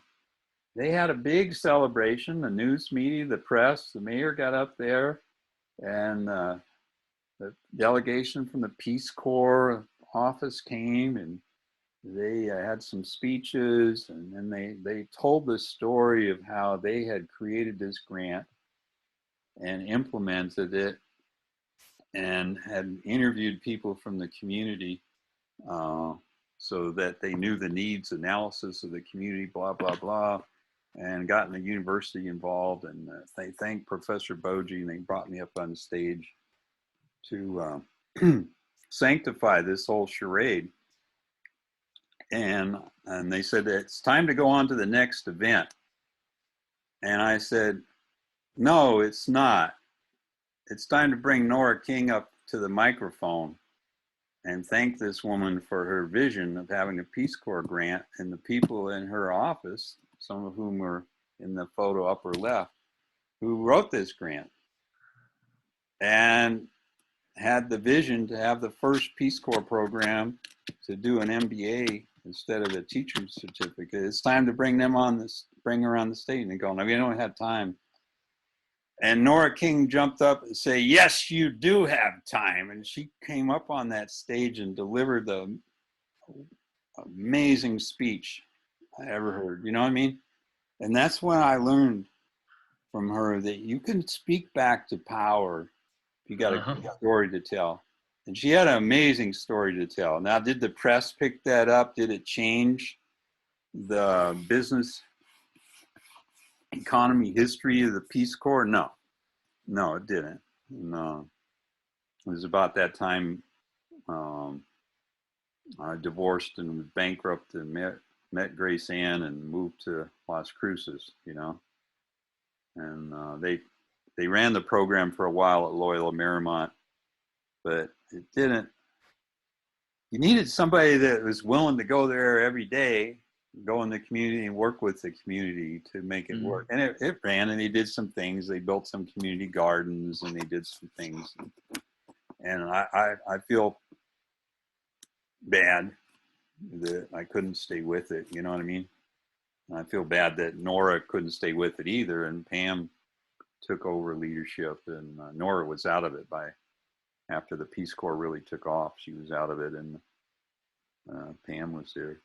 And Pam and I worked together long enough to get it niched in. But there's those names on the wall, man. How can that not sear into your consciousness? You know what I mean? Into your conscience when you see the names on the wall, and you go, oh, and you read the white press and saying, well, they brought it on themselves. It's gang warfare. And, you know, what are you going to do? What are you going to do? You're going to change racial capitalism is what you're going to do. You know what I mean? You got to change that system. Anyway, now the end of the story is it's become a lot of mainly Latino community. It's Black Latino now. So it's losing its enclave as historically Black public housing, and it's changing. It's changing, you know? Wow. You know what I mean? And Yeah, I'm just so moved by the story. I mean, well, what they got now is what my friends tell me they have now is mainly warehousing. So warehousing and public housing means no tutoring, no economic development, no food program, no let's organize the community and have democratic governance of ourselves. Let's have job training so we can do the training ourselves and take control of it. You know what I mean? Now it's a dependent state status. Yeah, I may be wrong on that, by the way, and I'm sure I'm going to get corrected by it. But I don't like either political party. Sorry, I'm not. I'm I burned understand. out I don't on like both them of them. either. I'm burned out on both of them, so it doesn't. I think you got to go where the people are and organize. Waiting for some leader to come and give you credit for something or let you participate in something or lead you out. I mean, Nelson Mandela is a rare commodity, Mm-hmm. You know what I mean? Yeah, he is. Martin Luther King, those leaders that could do that. Yeah. So when Rodney King got freed by the white jury in the white community when they moved his trial, Rodney King didn't get freed actually, but the police officers beat him. So it's the same analogy as today, where you had tapes, people had taped Mm-hmm. it, put it on film, circulated it, and they're going like, "You can't back out of this one." Well, they did. They freed them. They freed those policemen. Rodney King, remember his phrase, "Can't we all just get along? Can't we all Mm-hmm. just get along?" And well, the riots flared up, and I got a call from the resident management group, and they said, "David, do not come in to work today. In fact, don't come in for this week or next week. We're taking our children and we're locking them up in our homes, and we're not going to be in the offices anyway. And this is the time when the police shoot whomever they can find, and add to the names on the wall. We don't want your name on that wall. So stay home." And I said, "Okay."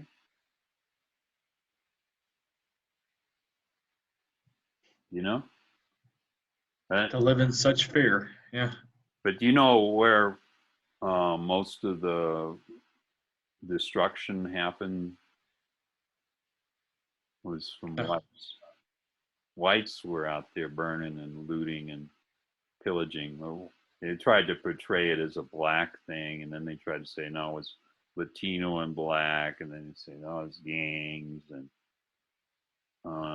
but the part of the story they don't tell is the amount of destruction that the whites were doing, you know.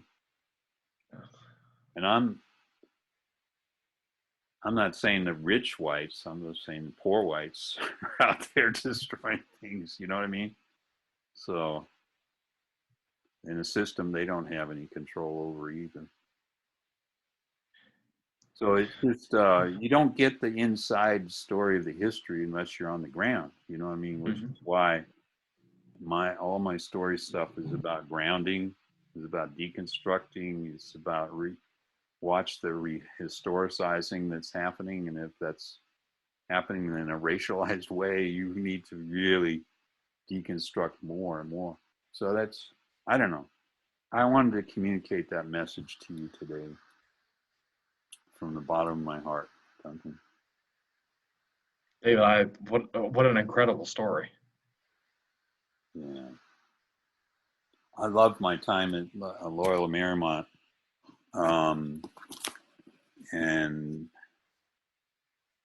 but I had to make a new start, a new marriage, and a new life. And it's I was the lucky one. Loyola Marymount, remember we were talking about Teacher of the Year? Mm-hmm. And, it got to be embarrassing. They would vote. They'd have ballots, and the students would vote, and they'd have graduation. I go to graduation the last several years of it, and they, how they sit the parents and they sit the students are in there with their caps and gowns, and then they'd have an outdoor ceremony, and they'd have little tents that keep the shade on you. And then the faculty would walk in with their, you probably do this too, right? The faculty walk in, and then you're seated in the front rows, probably. And so we do that. Well, you would start to hear as the faculty were marching in, slowly, Boje, Boje, Boje. They'd just start stomping their feet, like Boje, Boje, Boje. And they'd be Boje, Boje. And they're clapping and stomping. And then the whole student body is just like, I had a lot of support from the student body to do my work at Nickerson Gardens. The whole student body, fraternities, sororities, Black students, Latino, Asian, whatever. We were all going to Nickerson Gardens in my classes. What did we do for class projects? We went to Nickerson. We did economic development. We did tutoring. They were going like, this is great. And when Rodney King's things started to happen, my students shut down the campus. My students did that. They went in front of the gates, the universities. Like, we're closing this campus. We're having to teach in. We got to deal with, it was, like Black Lives Matter today, but it was back in the day. You know what I mean? You know what I'm saying? How long ago was that? 90, in the mid 90s? I was 7 years old. I remember when it happened, but I was 7 years old. Yeah, you probably glued to the same TV journalism thing rolling through again and again to fear the black folk. But I mean, we were in it. My students and I are closing down the campus. So when graduation was happening, they were excited to be doing something. We were doing recycling. We were doing sustainability, the greenback thing, where I talked about it, tried to get them involved in projects of ecology. It had to be ecological, and it had to be community based, and it had to be doing something exciting. They were pumped up by that, and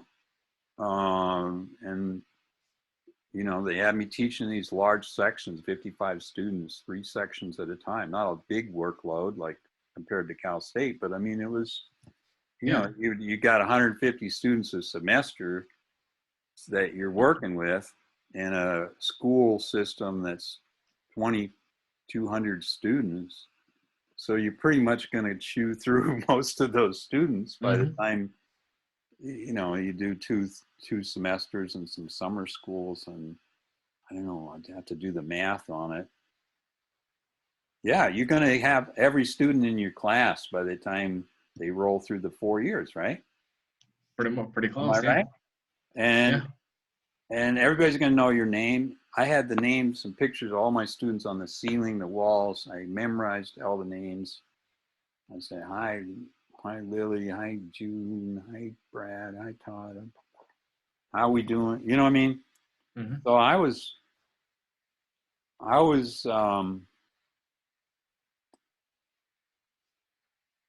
recruiting for service learning, you know what I mean? Projects. And that's why I was so darn excited in the classroom. I was jumping up and down. I was like enthusiastic about what we could do. I was seeing possibilities. I was working with very, very intelligent students and going in the community. And they came out of functional families in the Jesuit university. I came out of we go down to tutoring.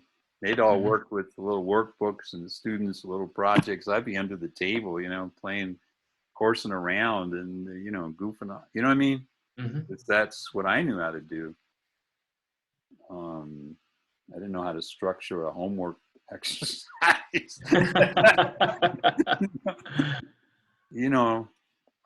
We dressed as clowns, and we went down there for Halloween in Nickerson, and we went trick-or-treating with my students dressed in Halloween costumes and holding the hands of little kids and going, you know what I mean? We participated. Oh. You know what I'm saying? Participated. Yeah. I'll let you go. It's probably too much. Are you kidding? This is great, David. I mean, So, it's and then they didn't have any of that at New Mexico State, that there was no students decide who's important teacher, or the president, new president came out, I'm not going to say which one, and they said, I'm disbanding the Service Learning Task Force. And I was on this task force for several years trying to get service learning to happen in the classrooms, and I'm disbanding that. It's not a priority for our consultants from El Paso say that's not a priority for us as a university. I'm going, are you kidding me? You're not gonna do service learning anymore? It's just one thing after another like that and it was, instead of the whole campus involved in service learning, New Mexico State, there were usually no more than 10 students that were organizing against the war or against homelessness, or, a lot of other students would turn out for credit for their sorority credits or something, but you didn't get the same. Loyola Marymount's motto was mind, body, spirit. New Mexico State's motto was, how's our football team doing? Probably not that good. It wasn't, and it didn't. But actually, there's some good-hearted people there, but they're in a system that's so hierarchical, top down. I got in trouble at Loyola Marymount, big time. Because the one thing you don't do in a Jesuit university is pass out condoms in your classroom. Probably not. Yeah. Jesuit order called me in and say, I had a report here that you're passing out condoms in the classroom, David. I don't mind you going to do tutoring in South Central LA and all this other stuff, and you brought murderers in to your MBA leadership class, and I'm going to overlook that. Mighty big of them. Some value in a person that's been to prison as a murderer for talking about leadership, to these students. There's probably some value in that. I don't know what it is, but there's probably some value in it. Kind of shook his head, but he said, you cannot pass out condoms. You guys had a beer bust as part of your class event. You had kegs of beer in the classroom. We're Jesuits. We don't mind the drinking, but you cannot have condoms in the classroom, David. Promise me you won't do that again. Yeah. Wow. What I mean? So it's not like I wasn't in trouble. It's just that, wasn't what I was working on. And by the way, students were passing out condoms at every single event. And what were the prizes for getting questions right in participation? I used to give out participation slip. You get a condom or a chocolate bar. Take your choice, That's awesome. That is awesome. So, I mean, we definitely were breaking the rules, but the bottom left photo is something I felt bad about. After the Rodney King thing, universities in Los Angeles wanted to shroud themselves in being able to say that they were part of Black Lives Matter. Mhm. They didn't use the phrase, but let's just Yeah. say what it Something is. like it. Yeah. And so they put me on their glossy brochure for the go to the alumni and the press and all that. And that picture on the left, Mhm. that's that same wall where the names are. That's you're just seeing a different angle on it. And there's actually pictures of some of the victims Mhm. of the violence. And I dressed in my black shirt and I wore an eagle tie and took the picture, had the mustache. Dashing young man, much like Mhm. Duncan. You'll be getting older, dude. I know. The so it was on the cover. This was a big cover photo on their annual report for the university and their fundraising and the whole thing. And yes, the university was involved, and yes, I got a lot of help from the grants writers, people at the Mhm. university for what I was doing. I wrote a lot of grants for community things, and but it you can't put that kind of image on your university unless you totally committed to actually engaging that set Mhm. of problems. You know what I mean? And in some sense, they were all about peace and justice and a spiritual community. But on the other hand, it's not that way. Yeah, it's like you did all the work and you took the initiative, and then they wanted to say, "Well, we were supporting that the whole time." Yeah, those two photos on the left, there's some correspondence there between Nora bringing Nora on stage and Mhm. her running to the stage and saying what's what with who wrote the grant and who's doing what, and then this cover shot, that's media Mhm. hype, you know what I mean? I do. And I that's not to say yeah. that those people weren't very committed to ecology and racial peace and harmony, but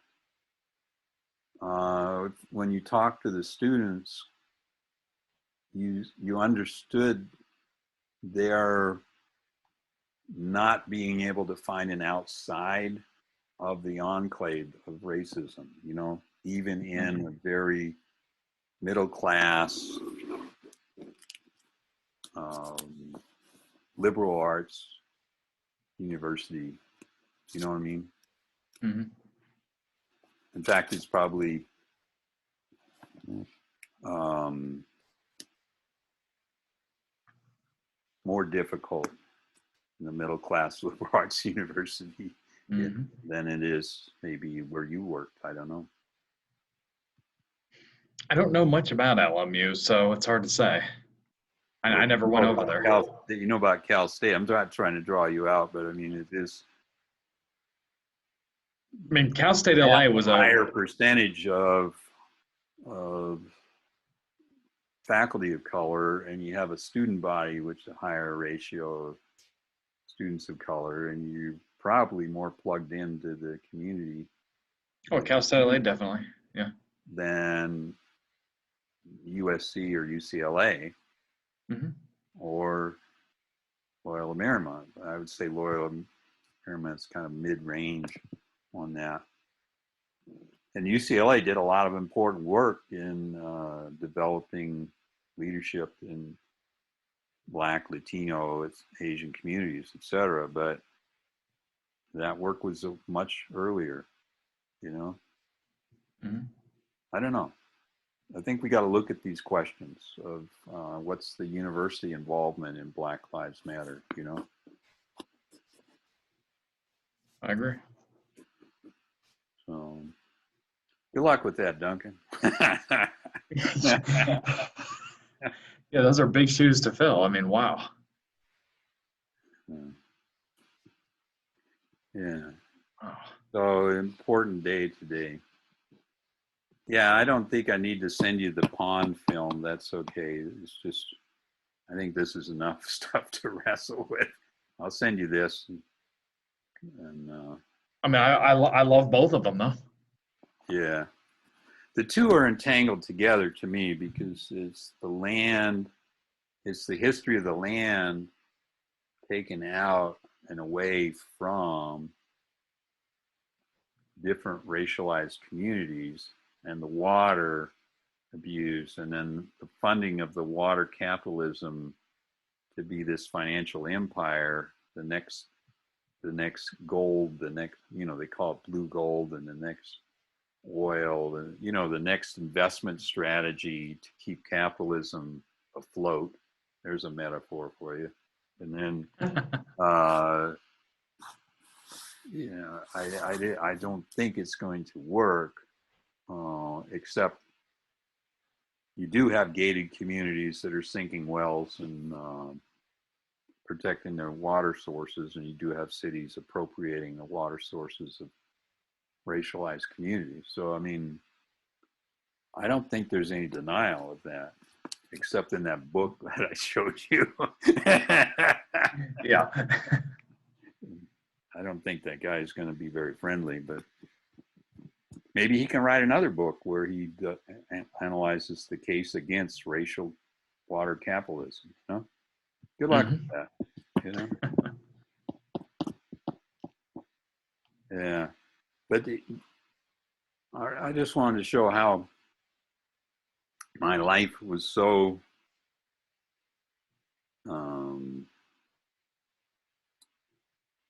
made real, So growing up poor, I immediately identified with the community. I immediately wasn't put off by the welfare thing. I was just like, yeah, let's get going. What are we going to do? I wasn't put off with people fighting through the education system. In my mind, if you showed fear, you attract fear. If you showed positive enthusiasm for what could be done, and you worked with the mothers of the community in the matriarchy, you're okay. You're probably going to be pretty safe. Yeah. You know what I mean? Mm-hmm. You go looking for it, you're going to find it. Trouble. Yeah. I mean, it's obvious they loved you. It's obvious they loved the work that you did. I mean, I love them. You know what I mean? I still do. And that's why working with Oscar on this event, I don't have a picture of Oscar to show you.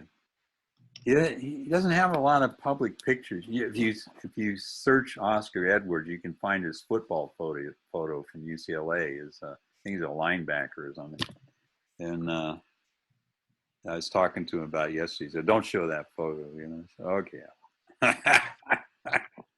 So now I have to dig it out and send it to you.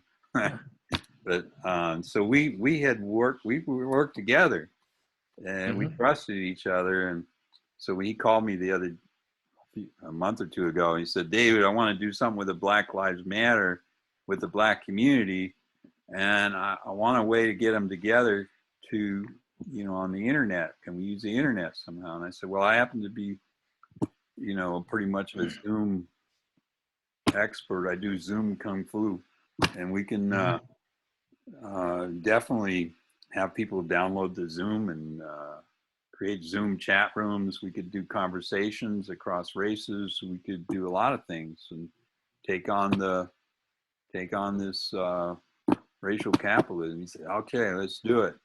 Let's do it." So he went through the same seminar you were in. I don't know if you remember him in there. And yeah. And he said he liked it and he thought we could do it. So, and he had his storyboard for creating this event on intercultural racism and having these storytelling conversations around it. And because once they start sharing stories across races in a listening mode, in a story listening mode, not in a like I'm going to tell you how it is mode, like I've been doing, but it's like listening to each other's, you know, and then people start to see how everyday life is so full of racialized events that they just tuned them out, not noticing how the black man gets turned away from the register and two white people cut in line and nobody says anything and everybody stands, you know, how this apparatus in a Foucauldian dispositive sense is in all of these systems of life. We're just not paying attention to it, you know? We being the white community. If you're black, you're definitely paying attention because it's like happening to you. You're going like, okay, I can't deny this. Yeah. You know, but if you're white, you just oh, maybe it was a screw up, or maybe they didn't notice that guy over there. You know, the next one didn't know, or the next, okay, the next six people didn't cut in front of them. I mean, what's that about? You know, they're not asking the question.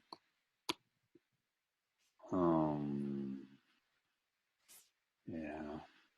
So I encourage you to have service learning projects in your classroom because it's a revolution of students working with the community. Because once they get in touch with the community, the scales fall off their eyeballs and they're like, whoa, what's this about? Why is it this way? Why is it this way, David? Go back again. Wax on, wax off. You figure it out, you know. Yeah. So, yeah. David, I'm completely blown away by this story. Thank you for sharing it with me. Oh, you're welcome. Let me switch backgrounds for you. So I want to show my other background.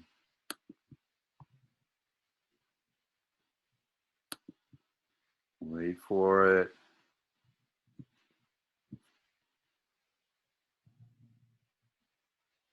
Yeah, I think this one. No, I got two of them. Yeah. Check it out. Cool background. Yeah.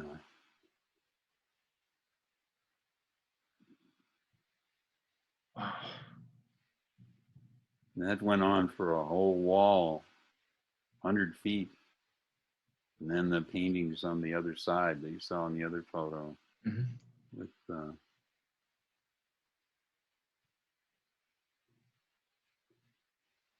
Yeah, I mean that makes an impression. You can't shake that. a lot of young boys' names there, but there's also a lot of girls' names. Women too. Yeah.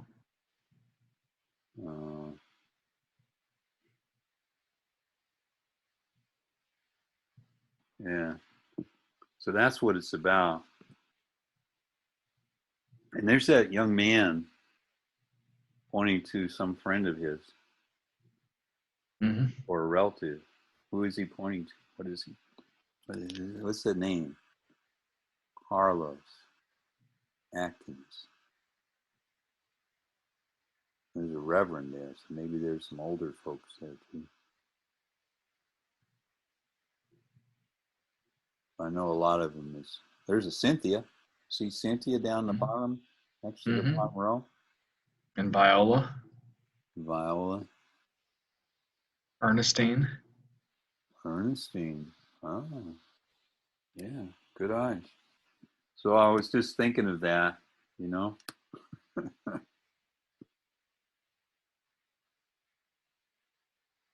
You know, is there an outside for this young man? For you and I, is there an outside of this system? Where do you get outside? Do you fly to some other country and you're outside of it?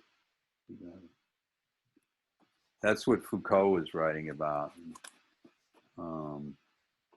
That's the sophistication of the Black scholarship to be wrestling with that issue. and Foucault, Mhm. you know? Yeah, kind of cool. All right, I had enough. No, thank you for sharing this with me, David. I'm just, wow. Compare your wall to my wall. Mine doesn't have any names on it. Yeah. Same material, though. Yeah, interesting. Not my wall anyway. It belongs to the community. I haven't earned that wall. Yeah. No, I mean, David, if you like, I would love to share this. Yeah. I mean, Help yourself. Yeah. you've, I'll tell you one of my son's favorite stories now. He's in his 40s. Or no, he's like 37, I think it is now. 37.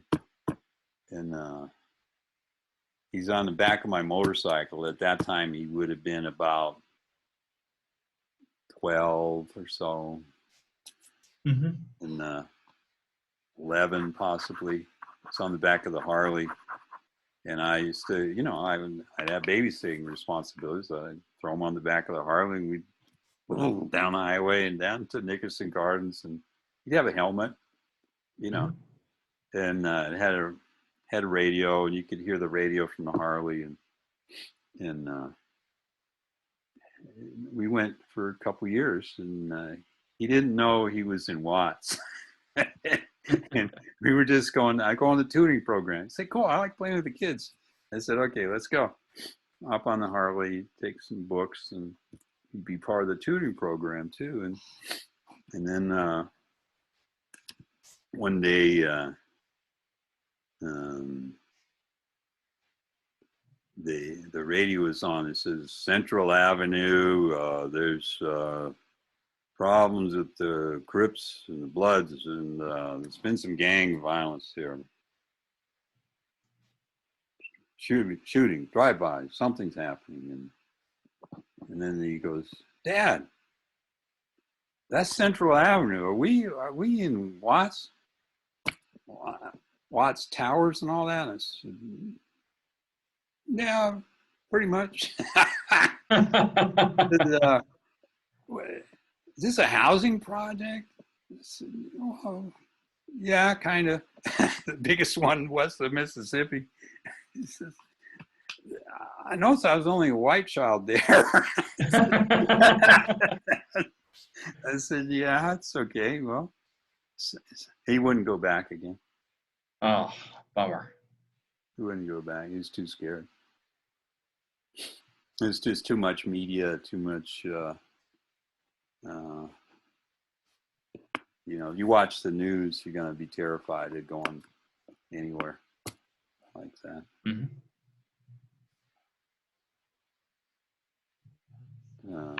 I used to jog there around the housing development. This guy came out one day, and he was not one of your friendly types. And I found out later he was kind of a drug lord guy. I don't know if he even lived in the community, but he said, what are you doing here? Why? I said, jogging.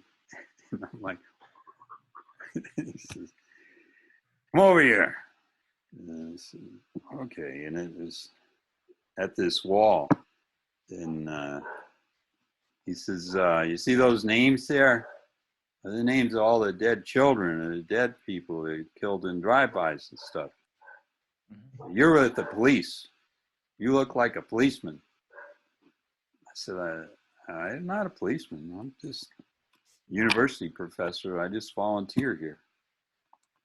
You know? He says, you do? Well, who do you know? I said, I know Nora King. I know people there at the food bank and stuff, and Lucille and all the rest. And I said, okay, I'm going to check you out. I said, okay. Wow. I just kept running. Did you ever see him again? No, not so much. I'm sure he's around, but I mean, I was under protection of the mothers of the community. You know what I mean? Yeah. Doesn't mean that would stop a bullet or something, but I mean, it does mean that I could jog through the community if I wanted. You know, you should try that someday, Duncan. Someday.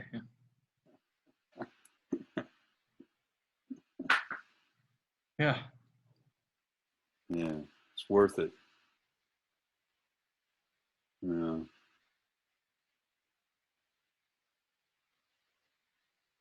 I miss living in LA. So. Yeah, I miss that you could go 90 miles an hour down the freeway. Nobody cared.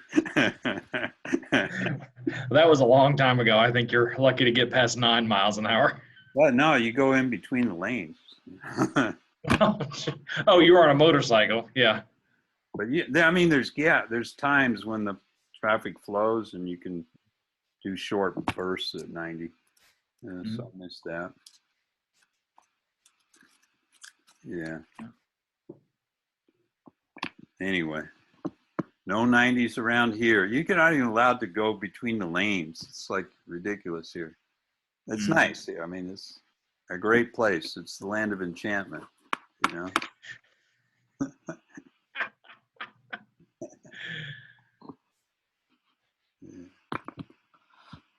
So anyway, great talking to you. I'm grateful. No, David, this has been awesome. Thank you.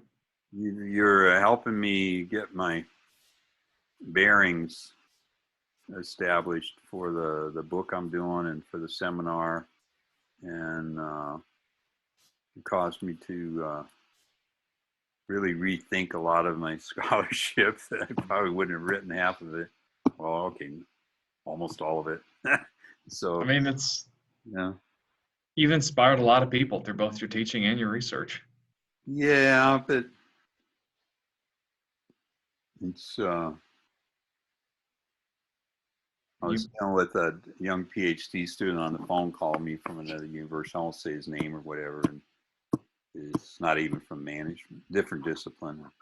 And I was saying that you really got to look beyond this focus you got on the narrative identity of these characters in these ads, and look at this racial capitalism. I'm having them copy down these web links and books and stuff, and he's going, well, it's starting to make some sense to me.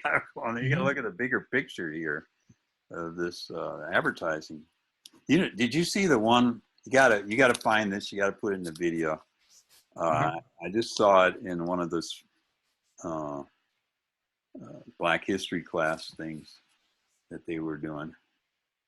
They being the authors I'm recommending, and it's a picture of a Dove lotion ad. I think it's a Dove cosmetic cream, and it's there's a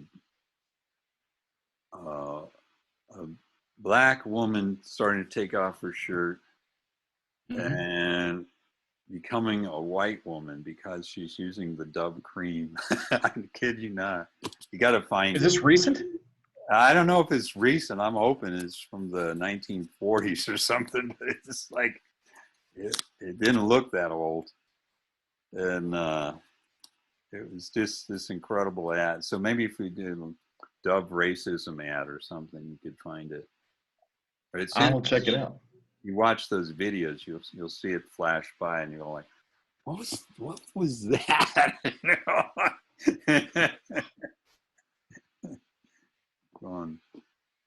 Yeah, I haven't done a search on it, but I'll see if I can find it. Yeah, I will too. If I was Dove Corporation, I'd definitely be trying to take that off the air. You know? Yeah, but that never works. I mean, people have copies of it. Can you imagine an ad like that?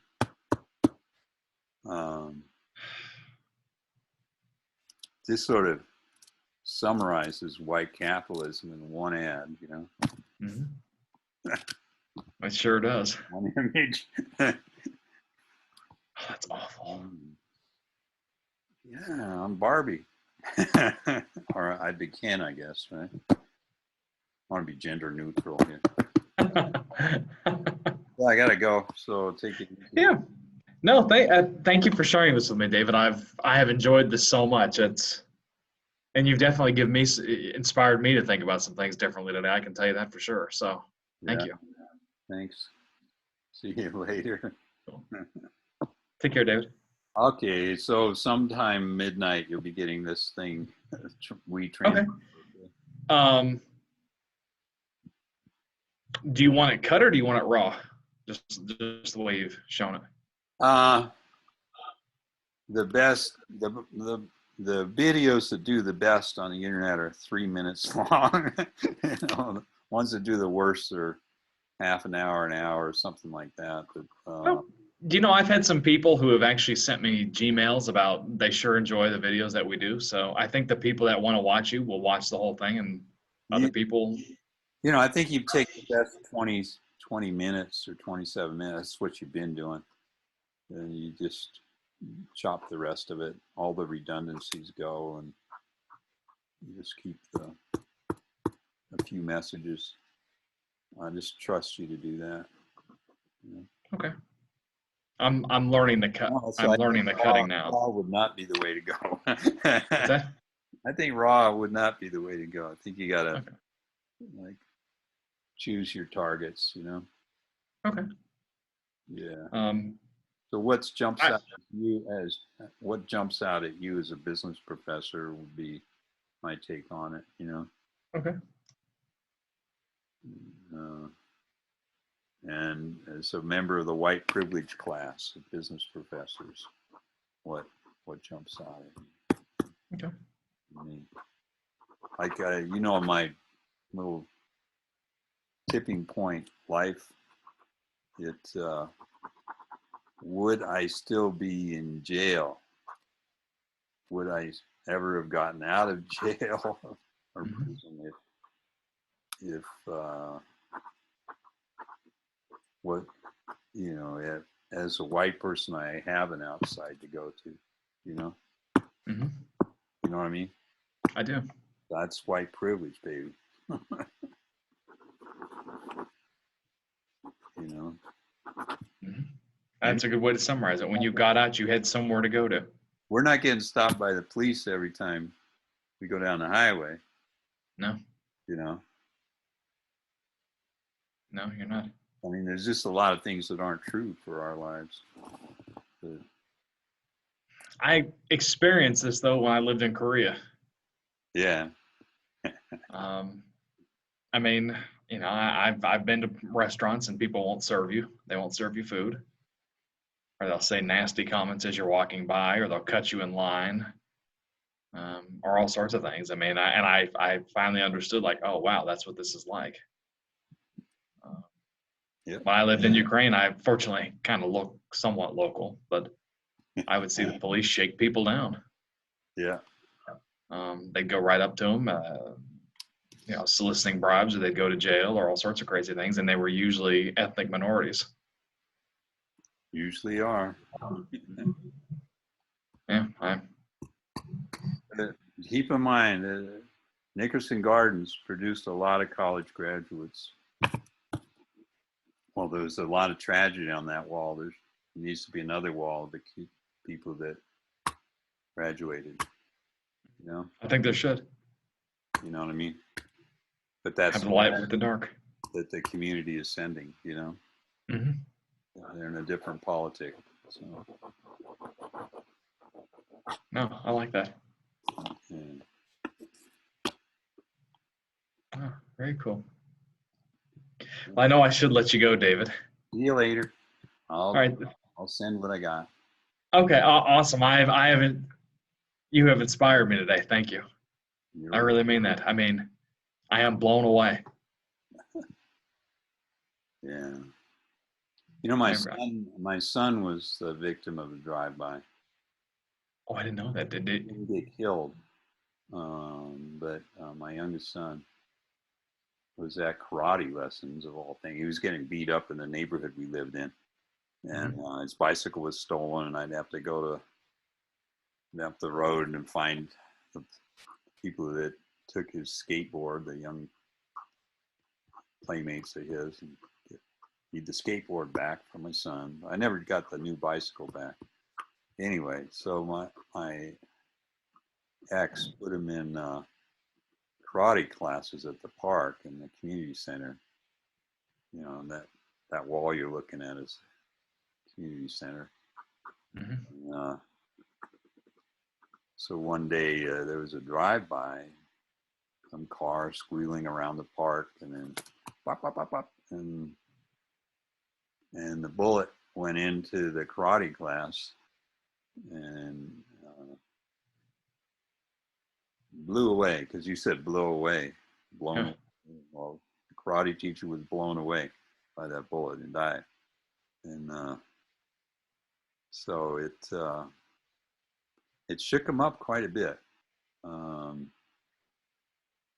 Quite a bit. He was an A student. He was going to the library every day, and you know, we couldn't afford all the babysitters, so I put him in the library when he wasn't on the back of my Harley, and Mm-hmm. Yeah. study, and he did pretty good. And I was at his age, there was some young ladies that did better in the class than all the males, but he did pretty good, and had a good interest in writing. And he went over the edge that day. He's been afflicted with schizophrenia ever since. Been on 6 meds a day since that time.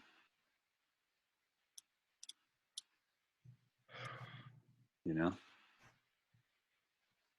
You would think it was initially a behavioral problem, or more karate classes for help, or a better home life, or my ex, when we divorced, took him to New York to try to get him in a good school and a good environment, you know? Mm-hmm. And it just got worse and worse. So he's been on meds. He's a beautiful young man, but he's got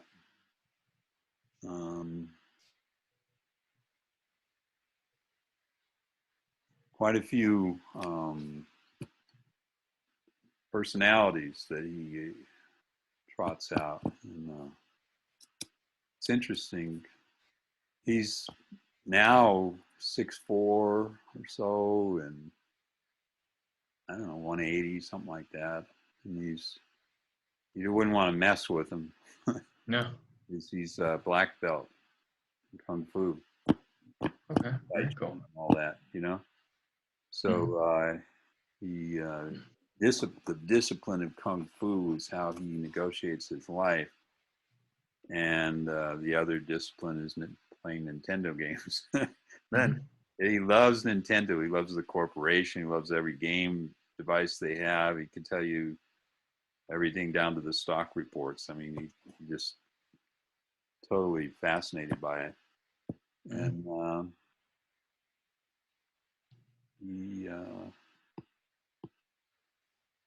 you have to balance meds.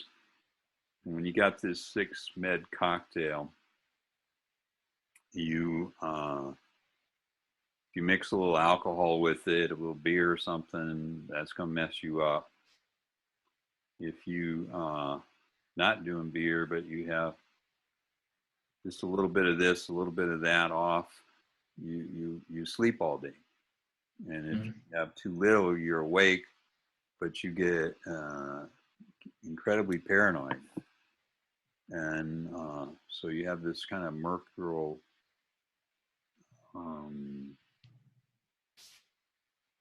relationship. And he doesn't talk so much about his 15 personas anymore as he used to, but he's also believes it's his freedom to be schizophrenic, and he doesn't want to not be schizophrenic, you know. So when we talk about, you know, I talked to him about Hegel, and talked to him about the internalized spectator of other writers, you know. And he digs talking about some of these constructs, you know.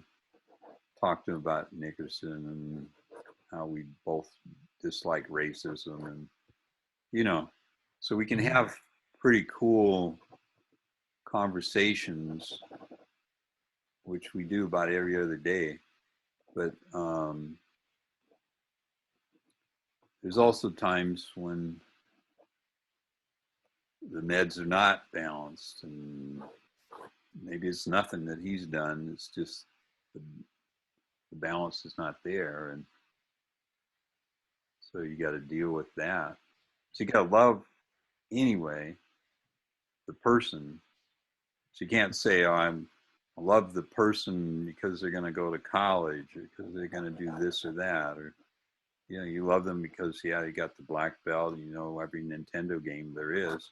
But you gotta, you know, you gotta love the conscience of the person. That's a very caring person. You know what I mean? I don't know if you know anything about schizophrenic. No, I'm not. Well, they have multiple personalities, and you don't know which personality you're dealing with in which conversation. And if you say, I want you to stop doing that personality, they're going to like say, no, I'm not going to stop. That's who I am. Mm-hmm. I'll tell you how to run your life. Don't tell me how to run my life. That sort of thing. Yeah. Oh. He's also bigger than me. Yeah, it does make a difference. I'm pretty sure he could take me. But I'm practicing my running lately, so maybe I could outrun him. We used to run from Culver City to the ocean once a week. You know, I and the oldest daughter, sometimes the middle son too. And we would run. Did a lot of running. You know, along those canals or whatever you call them. Mm-hmm. Yeah, I know what you're talking about. I can't remember what they're called, but yeah. But we would run. You could run all the way to the ocean along them. You know, it was pretty fun. Then get to the ocean and be on the beach, and so we used to run a lot together. I took him. That's awesome. Yeah, you can't put this in, but I mean, I had him run out in the desert with me. He's a city boy, and he just like, and he was a lot younger then. He was, I don't know, how old would he have been? 20 something. And Grace Ann and Grace Ann rode off on her horse, and I would run with her and their horse. You know, I was doing a lot of running back then, and then I left him behind because he wasn't used to running that anymore. You know, and so he's on the trail, and there's the trail there. It's pretty obvious, a horse trail. You know, he starts freaking out, and he's running over the cactus and over the mesquite bushes and through the bushes, and he's like, hi.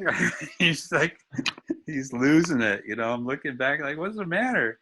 I don't know where the trail is. And you're like way ahead of me. I'm like, oh geez, you know. So I had forgotten that you have to take slow with city folks about the desert, and people are used to trees and nice paths through the woods, you know. Not like that here. And, No.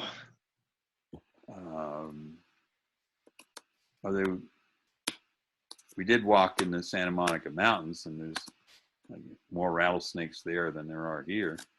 But I think he forgot that experience.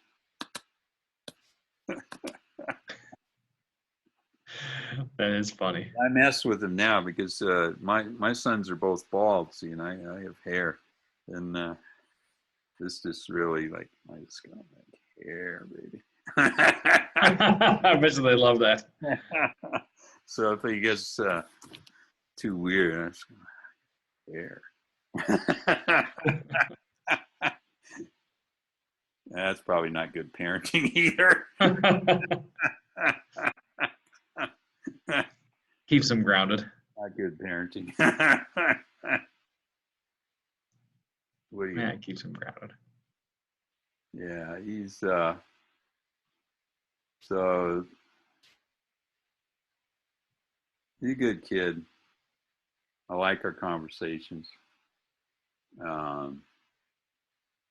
when they a bit more grounded.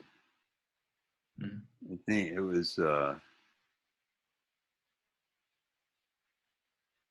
Adam Smith actually talked about the internalized spectator in his book on the morals, and actually it's very he found it very helpful. He said it was helpful that to have your schizophrenic personalities, but also have another spectator in there. Mm-hmm. One of the personalities or a new personality that kind of could talk to the other personalities a little bit. Mm-hmm.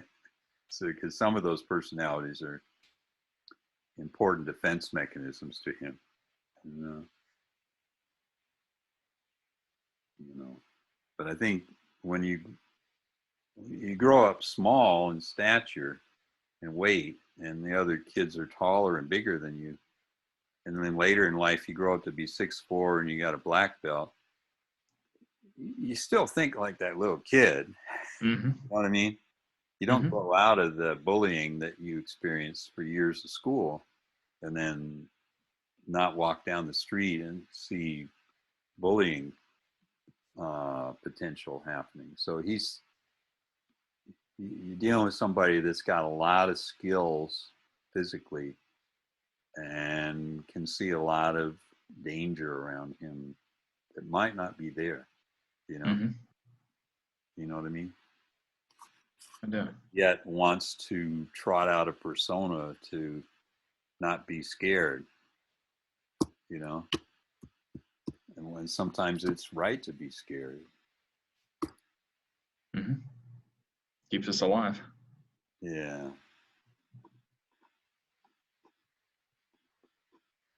So, yeah.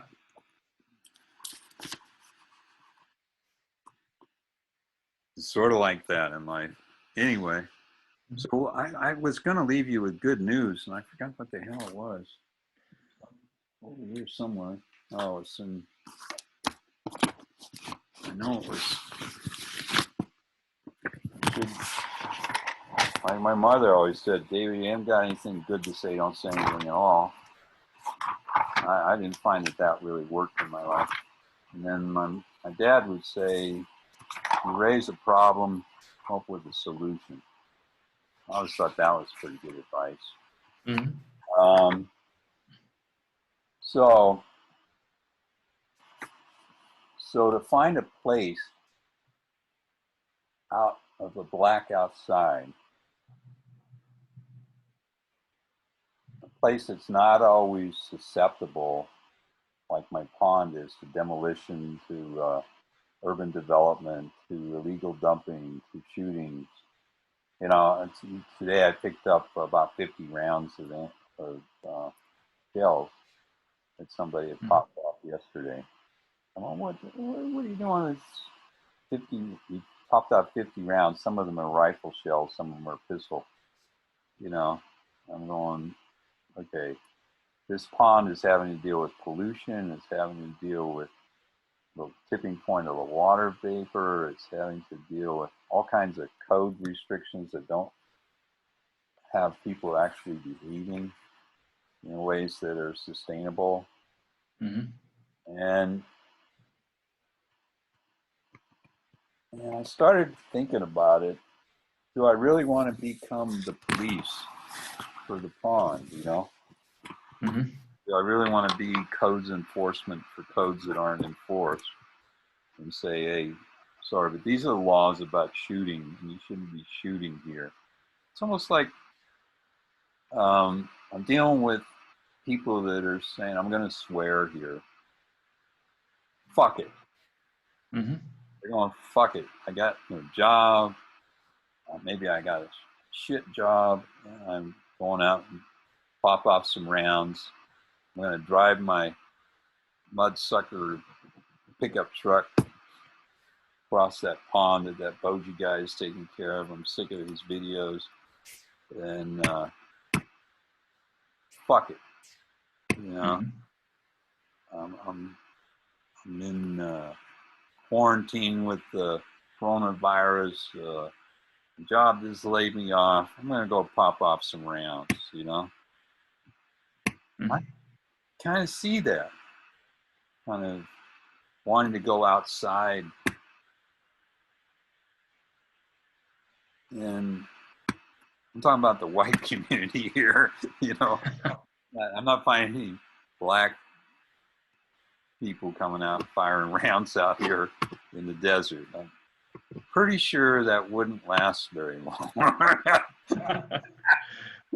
Pretty sure that there'd be a whole lot more police called in and codes enforced and things of that sort. I'm talking about whenever I observe people that I do see some mixed race parties going on and stuff like that that's going on, and kids.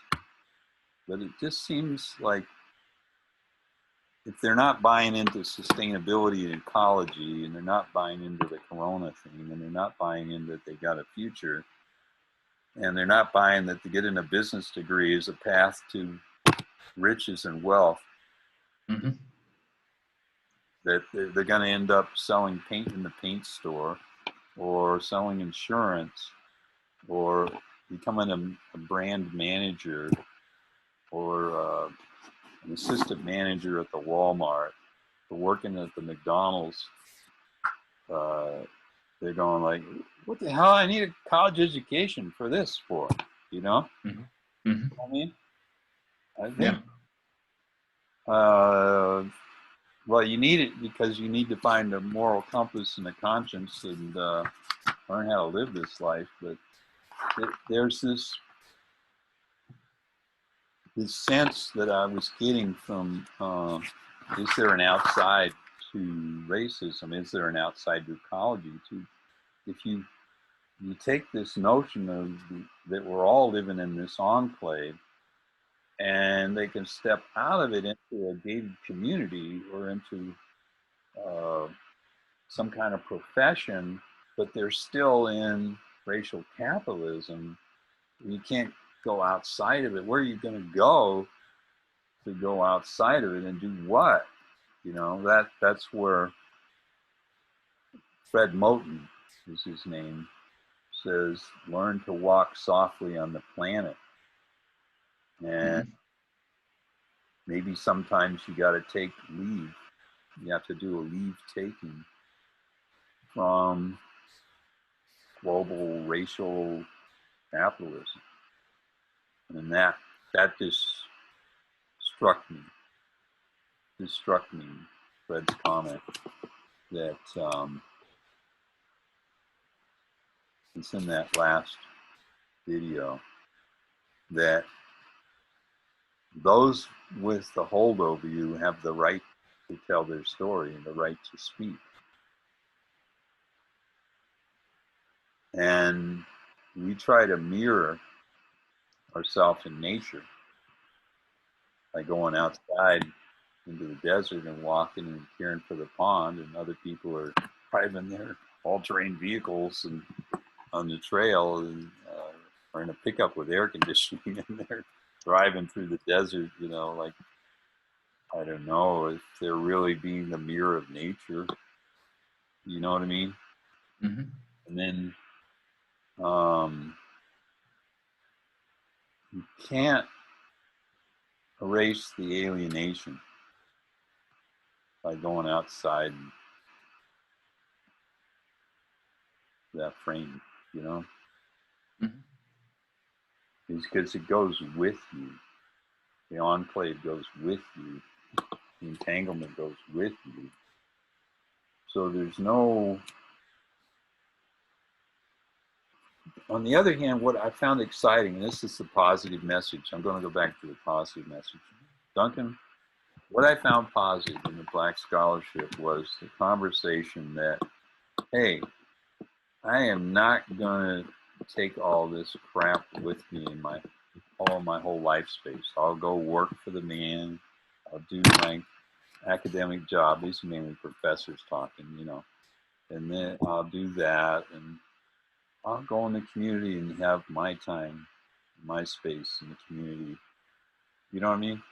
Mm-hmm. And for me, I'm going out to the pond and I'm having my space as long as it lasts, my little enclave. Outside the enclave of racial water capitalism is my little pond, and I'm watching it be destroyed, and I'm going, well, okay, I'll clean it up today, and I'll be back tomorrow.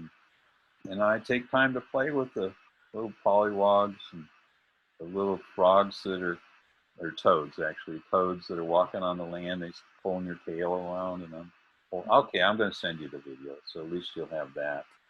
And I held the berry shrimp in my hand, I held the tadpoles, and now I'm holding these carnivore toads in my hand, you know, I'm going, and they kept hopping out, by the way, they don't just stay in your hand, they hop right out. But taking that time for joy is what was the message, and that's what I wanted to leave you with, is that the message was take time to really have joy in your life, even though you can't step outside of racial capitalism. You still can find little spaces to have joy in your community. You know what I mean? Mm-hmm. I do. And me, it's Gaia. So I'm not seeing Gaia as this all-encompassing thing. I'm seeing I gotta walk a long way to find Gaia that's not got all tire treads through it and shotgun shells laying around in it and free stuff down. I gotta really look to find it, and when I find it, I want to come back and help the pond, you know, while for just a while. Because even though when I was going to Nickerson just about every day of the week, you know, teach my class and get on the motorcycle and go. Heck with office hours, you know, just go. You know what I mean? I knew your name. You got a problem? Talk to me in class. You know, give me a break. You know. Anyway, so follow me out, and we'll do something together, and we'll talk then. You know, so that was a way out of just so many things in my life. You know what I mean? That time, and then to start inviting my friends from Nickerson into the sanctum of the Loyola Marymount University, and having them into an MBA class and talking and telling what it is to be a leader in their community, well, how they learn not to murder anymore. I'm going, good lesson. We should learn that as white folks, you know? And how they found spiritual life, and how they meditate, and how they stop drinking, and all kinds of leave taking from that they were doing to punctuate their life with sprinkles of hope, you know, even though the whole life space is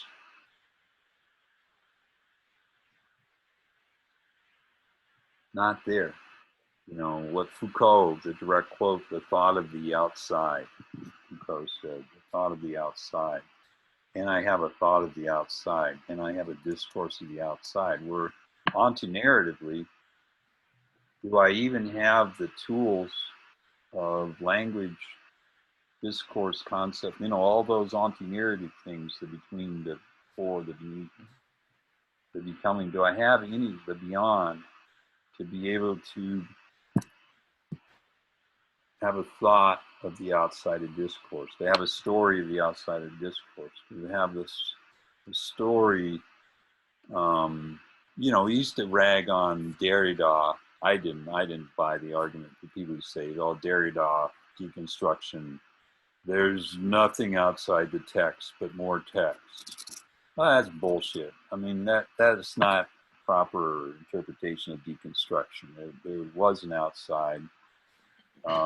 There was Foucault wasn't involved in the prison movement. He is not a deconstructionist, by the way, lest you're confused. But it was to be involved with something bigger than yourself and to find spaces in there to have joy. You know what I mean? To have community, to have a relationship with nature, with Gaia. I really believe it's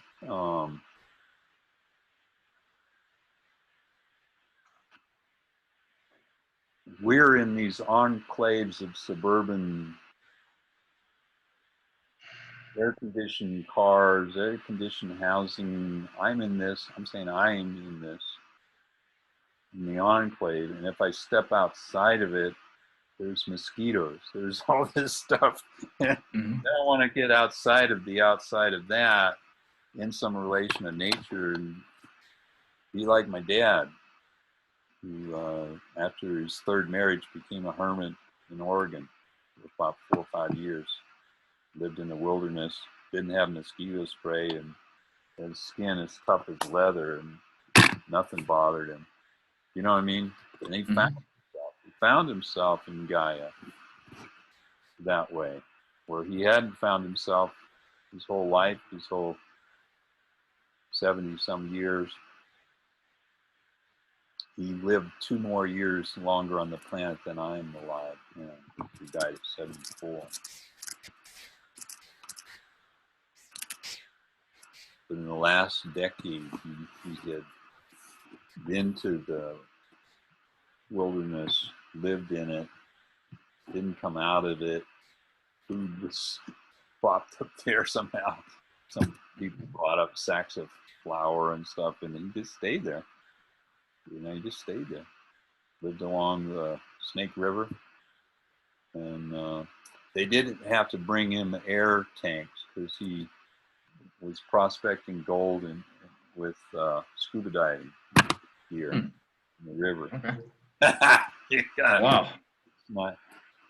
And he had rigged up being the inventor, he rigged up a cable. You ever been to the old ski things, the old style where you hold on the cable and it pulls you up a hill? Oh, okay. Gotcha. Yeah, well, he rigged up a cable like that, and it had a strap somewhere that would come around, and he would grab the strap and he'd start the motor. It would run while he was down the hill or something, the generator. And he had all this gadgetry, and it would pull him up the side. I mean, literally almost straight up. About, it seemed like 150 feet or something. It was just a deep gorge, and it pull him up, and then he would jump off onto the bank to where his, I think it was a little trailer or something he had there. You know, like a little teardrop trailer, not a big thing. And he would take his gear and go down and dive in the river, and he could make a few $100s a month finding gold to feed himself while he was a hermit. You know? I guess some people would come and get the gold and trade it for food, and he just stayed there. I think about that. You know what I mean? I think about that after 3 failed marriages, he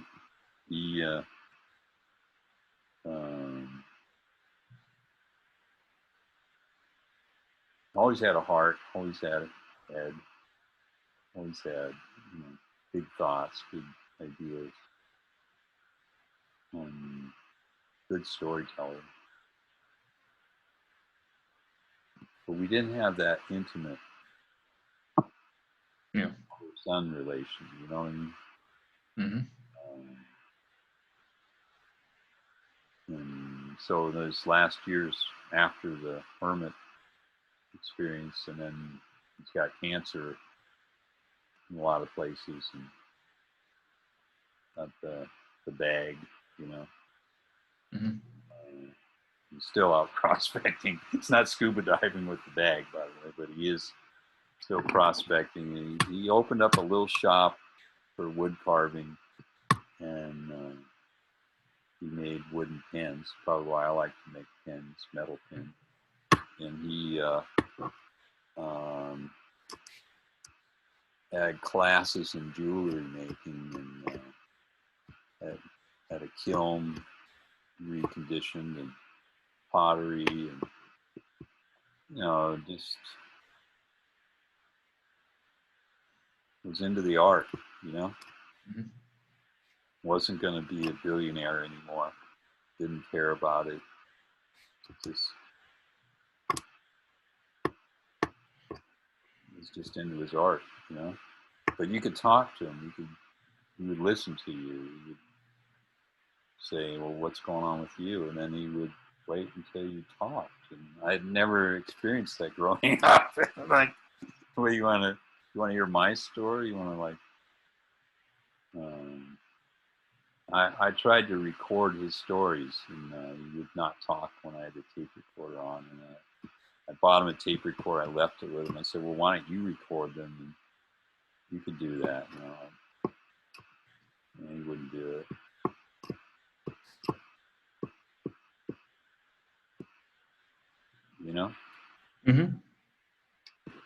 So your mom and dad, you should take a tape recorder, dude, and tape them before. Yeah, I will. That's a good idea. Those stories would be important to you and to generations after you. So, I've recorded them a little bit, but not as much as I would like. That's why I did those tipping point stories, as raw as they were. I wanted to have some sense of what it was like for me growing up with them, for my grandkids,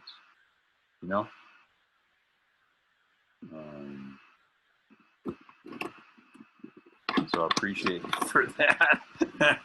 So I don't know how the people are going to react to all that stuff. Why is some professor with a 440 GMAT teaching UCLA or Loyola Marymount or New Mexico State? What's wrong with that picture? I'll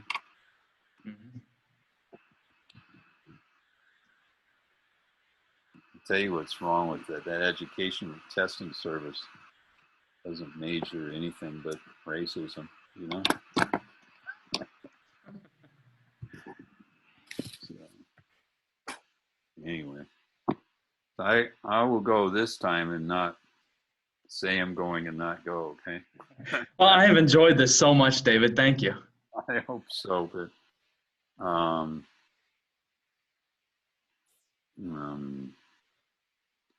I always enjoy hearing your stories, Duncan. No. Sometime we're going to get deep into Marquis de Sade and go down that rabbit hole. That sounds good.